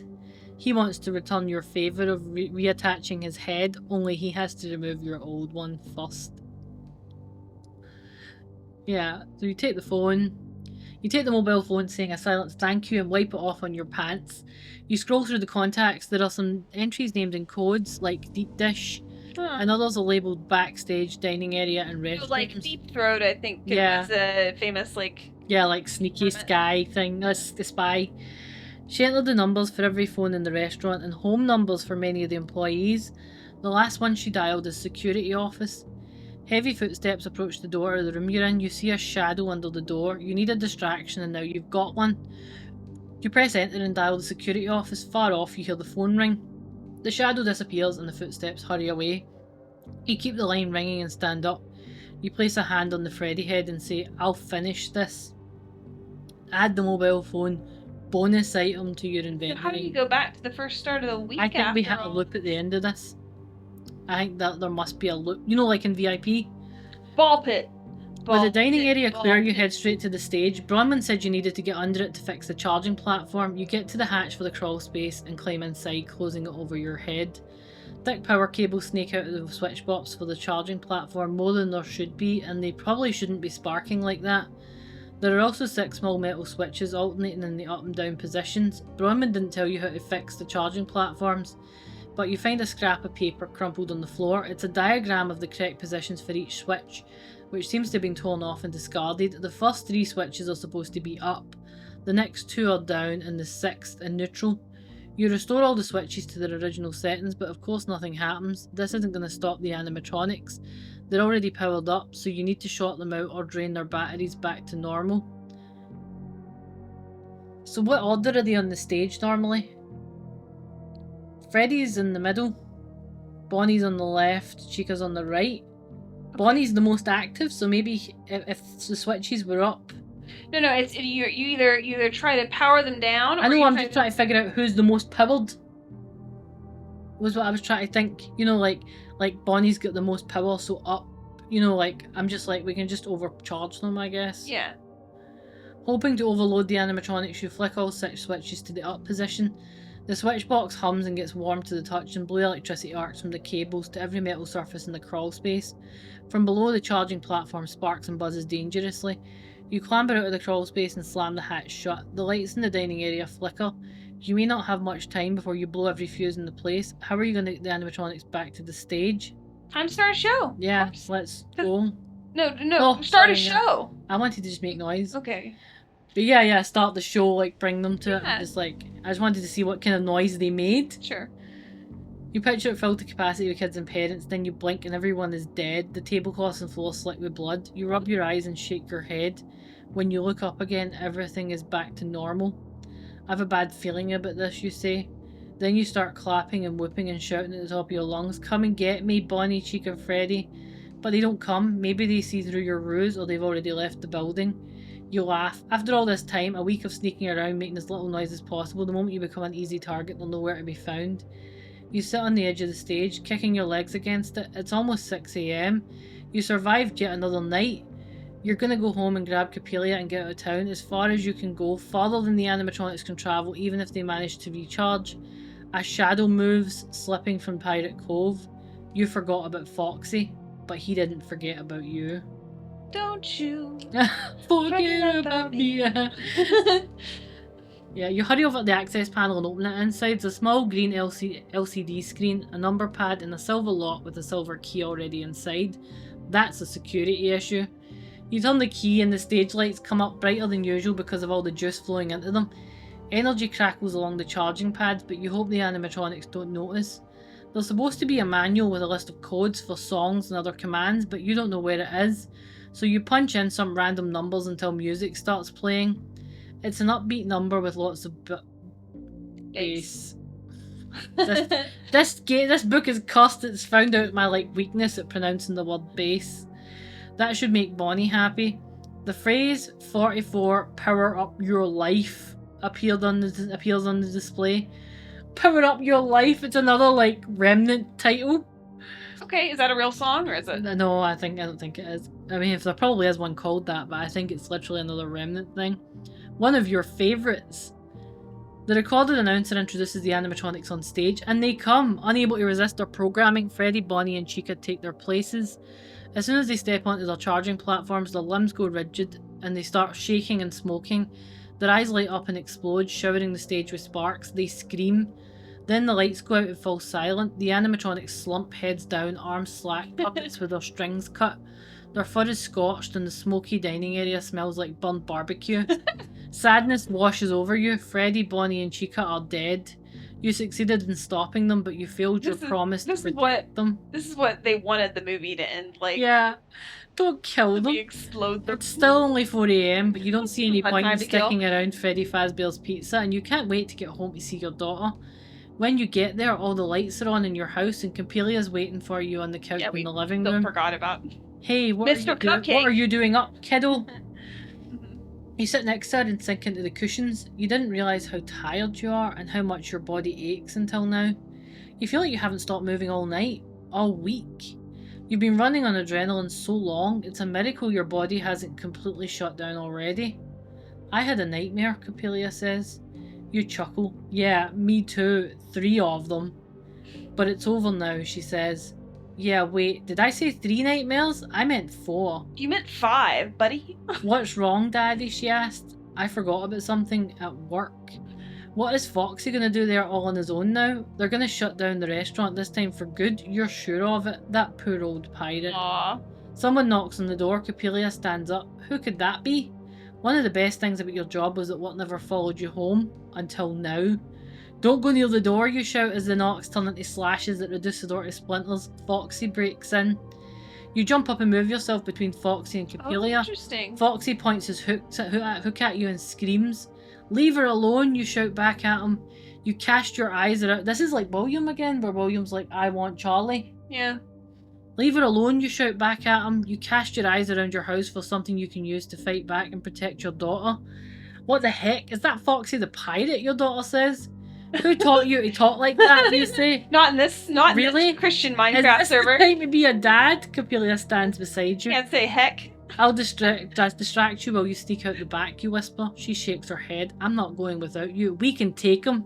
Yeah, we can take him. We did. You gave Capelia a water pistol, we gave her. Pen. Yeah, we gave her. Well, we can give her we can do this one, the water pistol, because that was one that we gave her. Ah, that's shit. Capelia lays her left hand and aims a gun at Foxy. You do a double take, wondering where she got it from. Then you realise it's a water pistol you gave her the other night, painted black. Try holy water, death breath. She pumps the trigger and water shoots out the tip. It splashes all over Foxy's chest. Some of it gets inside through the tears in his costume. Something pops and sparks fly out. His eyes dim and he topples forward. Whoa, you say, you're a natural, but where'd you get holy water from? She rolls her eyes. It's a line from, like, my favourite movie ever. Is it Evil Dead? Yeah, I think it might be. You could look it up real fast. Let's see. I think Evil Dead 3? The Lost Boys. Lost Boys, never mind. Oh, okay. It's only when you hug that you feel how shaken up she is. The next morning, a representative from Fazbear Entertainment comes to collect Foxy. She hands you a bill for more than you earn in a year, the cost of repairing the animatronics they say you broke. What about the people we saved, you asked? That never happened, and if you say it did, you'll go to jail. She smiles. You could always come back to work with a new contract and a portion of your debt deducted from each paycheck. Absolutely not, you think. I'll consider it, you say. You have your principles and you're honestly afraid to ever return there, but you owe them a lot of money. Blah. Let's see, Corporate ballpoint pen. dystopia. Capelia raises her left hand and brandishes a ballpoint pen. I know they say the pen is mightier than the sword, you say, but they never defended themselves against a 300-pound animatronic fox, possessed by the vengeful spirit of a murdered child. She twists the pen and pulls off one of the end of it to reveal a flatbed screwdriver. That's one of the Freddy Fazbear's Pizza Employee of the Month awards. Bringing that up. She doesn't wait for Foxy to attack. She lunges at him and jabs the pen into his left eye, the one not covered by an eye patch, temporarily blinding him. His eyes are so sensitive. You both flee the house and get into your car, driving north as far as you can go. Capelia uses the mobile phone to call the police to warn them about an animatronic on the loose, but they don't believe her and suggest you both come in to file a report in person. She hangs up. You eye the rear view mirrors, fearing you'll see Foxy chasing after you. We'll be alright, you say. He has to run out of power sometime, but there's one more person we should call. Can you dial Mom? You want me to call Mom? Capelia fiddles with the phone. Not your mother. He's like, obviously not. We're never talking to your mother. Yeah, not your mother. Bronwyn Lights. We owe her our lives, and her mom deserves to know what happened to her. Like, okay. So they're just not talking to the mother, I guess. They're like, don't call Mom, not your mom, that mom. Like, we're talking to Mom. He's like, obviously not. Don't be crazy. Yeah, that's Henry energy. Yeah. Well, I should call Mom. It's like, no, you shouldn't. No. And she's like, I didn't think so. He's like, yeah, that's right. If you gave her a different item or nothing. You make an excellent point, she says. I've got nothing. Foxy rushes towards her, but you tackle him at the floor while Capelia watches in horror. When Foxy begins eviscerating you with his hook, she screams and picks up the phone. She waves it, looking from the phone to Foxy. Run, you gurgle. She takes the phone and runs with it into her bedroom. You hear her calling for the police and then you black out. When you regain consciousness, the door of the Capelia's bedroom has been destroyed. Pale, you cough. You're cold and can't stand, probably because most of your blood has seeped into the ugly carpet and beneath you. You grab the phone cord and pull it back to you, but it's no longer attached to the phone. The end of it's roughly cut like sharp teeth bit through it. You lie on the floor listening to sirens that never arrive and rewinding all your choices, trying different ones, hoping for a better outcome. You don't mind sacrificing yourself for your daughter. You only wish you knew she'd be alright without you. As you slip away, you dream that Foxy returns to your home with Chica. Chica looks different without her bib. She leans over you and in your daughter's voice she whispers, "It's me." See, there's that crossover with Susie and I don't Charlie. think she can survive. I don't think you can win. Well, no, you go back and try not overcharging the animatronics. I'll try that, but let's see. Down. Yeah, we did have an ending, but it's just implied. That Everyone knows the best way to thing fix the there. technical problems to reverse the polarity. The room becomes very quiet as the power cuts out. The animatronics have already drained the battery almost all the way. By reversing the flow, you hope that getting them back on their charging plates will draw the power from their batteries into the battery. That's true. The lights are even dimmer than before, especially if it's just a raw battery connection. Like, most things are metered or whatever. the access panel. Access panel and start up a show. Oh look! Oh, you open up in the green LED screen a number pad and a silver lock with a silver key inside. Here goes nothing. You turn the key and the stage lights come up at half brightness. You jump when the light illuminates a shadowy figure behind the stage. It looks like Freddy Fazbear, but his fur is lighter, more golden, and he has no eyes. Even so, you know he is looking at you. You also know that if you look away from them, you'll be lost. There's that weird... You feel for the keypad and blindly punch a bunch of numbers to call up a song. You recognise it at once. It's Everyone Needs Some Downtime.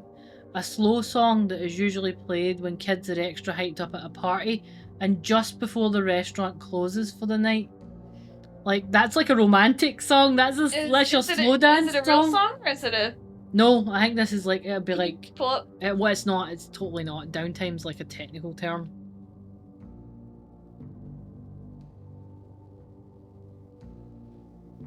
It's not. Lyrics, yeah. It's not. It's not a song, I'm telling you. No. I believe you. But it's like, you'll be like, yeah, like, see, like, there's downtime and stuff, but there's not, like, everybody needs some downtime. Yeah, it's kind of like, yeah. The Golden Freddy giggles like a mischievous child and keeps staring. You train your eyes on him, forcing yourself not to blink. The recorded announcer starts introducing the animatronics on the stage. Time passes and you think they aren't going to come until you hear their heavy footsteps approach. Hold on, my battery's running out. I don't care. Right, until they hear their footsteps approach and climb the steps to the stage. You want to watch to make sure they return to their positions, but you dare not look away from Golden Freddy. Can the others see him, you wonder? They're completely ignoring you. Maybe because they figure I'm already dead. I wonder that myself, Ralph. Freddy starts singing. Bonnie rocks his guitar and Chica struts her stuff. You aren't sure it's working, but as the song wears on, and it's one of the longest in the catalogue at 7 minutes and 48 seconds, they slow down, slurring their words and getting clumsy. Go home, you're drunk, you think at the same time. Another forceful thought intrudes with, it's me.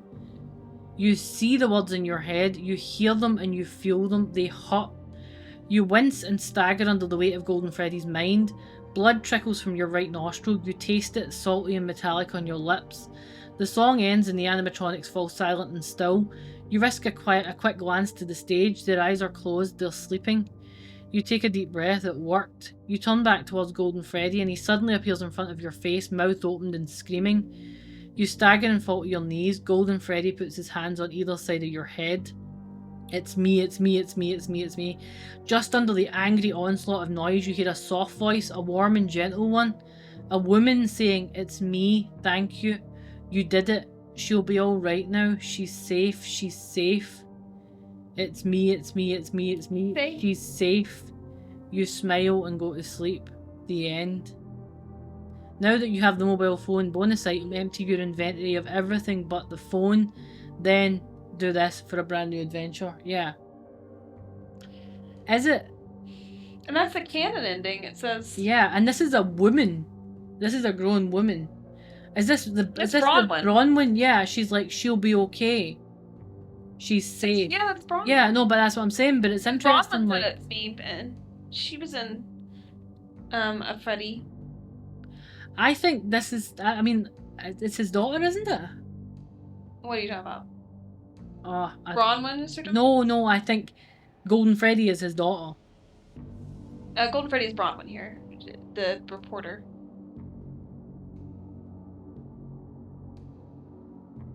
We saw her in the Freddy and she said it's me. Yeah.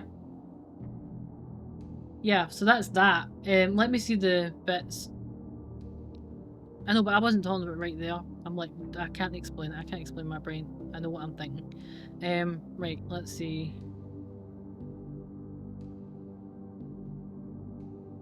Oh, Chica stamps on your head.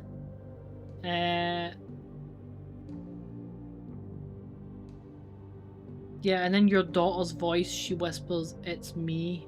Mm-hmm. You decide to go around Bonnie, you crawl around for almost an hour.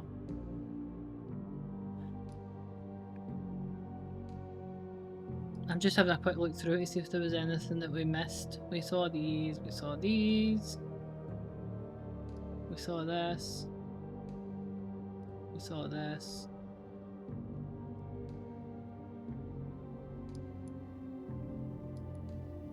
Yeah, and we got the phone.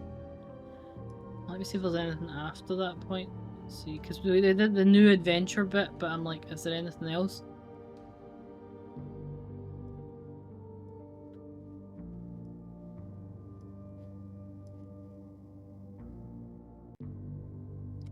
No, we did that. bit. We saw that bit.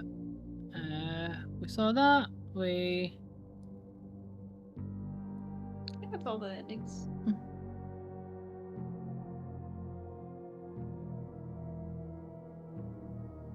Yeah, we saw that one. That before. one. That's a Yeah, different yeah. one. That's a different ending. Here's the Capilla parts, I think. We didn't give her the gold ring. That's the other one thing that I wanted to see. Mm-hmm.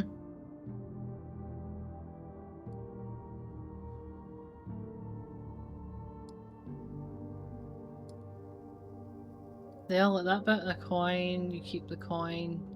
We saw what happened when we gave her the coin. I don't think you can give her the ring, can you? Yeah. There's a moment where The gold ring, yeah, let's see. She inspects the gold ring, don't bite down on it, you say hurriedly, I think it's real gold. She slips the ring on her right hand, it fits her perfectly. She smiles, am I invisible now? Yeah, like the One Ring. She has like... yeah. They make the One Ring reference. I can't believe it. You look That around in rings very confusion. Pell, where did you go? I can hear you, but I can't see you. She pulls the ring off. Oh, there you are, you grin. Just like when she was a year old and you used to play peekaboo together, she would laugh and laugh. Oh, to be young enough to believe that just because you can't see someone, they can't see you either. Thank you for my precious, she says. I never should have let you read the Lord of the Rings, you say. Let me? Like you could have stopped me. You give me everything I want. She tilts her head. Almost everything. Go to school. You point to the door and she shrugs. I had to try. She puts the ring on again. You blink and she's gone. This time for real. What? You check the time and see an hour has passed. You must have fallen asleep right there at the table as she was leaving. You crawl off to bed, but now that you're lying there, you have a hard time falling asleep. Yeah, that's weird. We saw the Mr. Cupcake. The water pistol. Yep. One last night. This is where you sign up for overtime. The switch box. Call Dave the maintenance guy. Yeah, I guess that's before calling Dave. Ralph, Dave yawns, this is becoming a habit. How did you get my home number anyway? That's not important, you say. So I'm in the crawl space under the stage. There are 6 switches and I think someone's been messing with them. What? Dave sighs. I'm coming over, but I'd better get overtime for this or it's coming out of your pay. No, you say. I don't want you to die. You shouldn't have to come here in the middle of the night. Can't you just talk me through it? Do the switches match the positions in the diagram taped to the power relay? You look around, but you don't see any such diagram, and you tell him so. Alright, what positions are they in, he asks. The first one's up, the second's down, then up, and down. Dave swears. You gotta fix this, Ralph. Oh, he said a swear. Yeah. A real swear. I mean, we didn't see it. Yeah. But he said one. There's no telling what will happen to the animatronics if they get too much or too little power. It could cause all sorts of malfunctions, damage their batteries, send them on a murderous rampage. Dave is quiet. Not funny, Ralph. Sorry. Here's the correct configuration. You ready? You might want to put on some rubber gloves for this. You don't see those either, but you're sure it will be alright. Dave tells you to flip the first 3 switches up, the next 2 down, and leave the last one in the middle. Sparks fly and you get a little jolt as you follow his instructions. That should do it, Dave says. Hey, I thought you quit. Wasn't your last shift last night? I just had some unfinished business, you say. This is my final night at Freddy's. Well, it's been nice working with you. Good luck. And lose this number. Click. Thanks, Dave. I'll miss you too. You study the power relay waiting for something to happen. Then you realise this isn't going to change anything. You just put the switches back how they're supposed to be, but the animatronics are already powered up. The only way to stop them now is to overload them the way Dave said you shouldn't, or drain the excess charge from their batteries. How do you do that? You doubt Dave will tell you how to sabotage the animatronics, if he even takes another call from you, so now you're on your own. Yeah. Okay. Oh, that was good. That was really good. I'm glad we went through. I would have been crazy without being able to figure out the different components and whatever. And we even found the, don't do this. Yeah. But yeah. So I'm going to go and take a couple of days to just think about what I think about this and let my voice recover from reading for a lot of, I feel like he wanted to really get into It's Me. I think we have some ambiguity on what's going on with Ralph. Obviously he has an ending and then he goes back and does everything again, which that's not normal. Yeah, there's a lot of stuff I need to think about, who the characters represent. There's so many, like, everybody says it's me, like Foxy says it, Chica says it, everybody says it. His daughter says His daughter it. says it, he Bronwyn says it, he says it.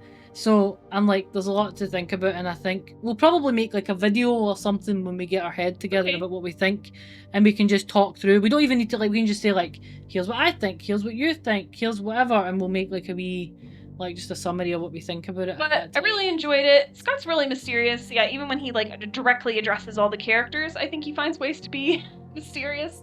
Ralph was a great character. Capili was pretty interesting or compelling, I think. Yeah. I'm glad we got to talk with Dave. Yeah, no, it was Dave being there it made my day. Obviously, I'm like, it's their boy. I've not seen him in ages. He's like, fuck off. But yeah, no, I think it's great. Really enjoyed it. Had a great time. I think it's one of those ones. If I was reading it myself, I would get bored because I don't like follow instruction type things. I need like deep prose and brain things. I really like, there were moments in it I was really attached to, but it's one of those things I'm like, if you're doing this, do it with a friend. I think we never used that gum wrapper. No, we just kept it. He was right. Yeah. He was right from the beginning where he was like, this gum wrapper is the worst thing to ever happen. Yeah, but when we did manage to get Mr. Cupcake, so that was good. Yeah, that was important. And we saw Shadow Bonnie as well, because we saw everybody. I think so. Lots of FNAF 2 references, but it's interesting because that would have been in the past, so that makes sense. And FNAF 2, but no puppet. Lots of stuff about his head. FNAF 2, no puppet. Yeah, we didn't. There's a music box at Prize Corner, but no mention of the puppet anywhere. And Freddy's not supposed to have that music box, which makes sense because in no other game does he have that music box. They were just like, he's got it because of the thing, because it's in there, and Help Wanted, which is kind of a lie anyway. But yeah. My voice is giving out. I've got a deep husky voice now from reading for 6 hours. But yeah, I had a great time. And yeah, next things will probably be just our random thoughts on stuff and whatever. Can't wait for the next one. Looking forward to all the new stuff that's coming out. Really enjoy these. Playing a book. And we'll catch you in the next thing.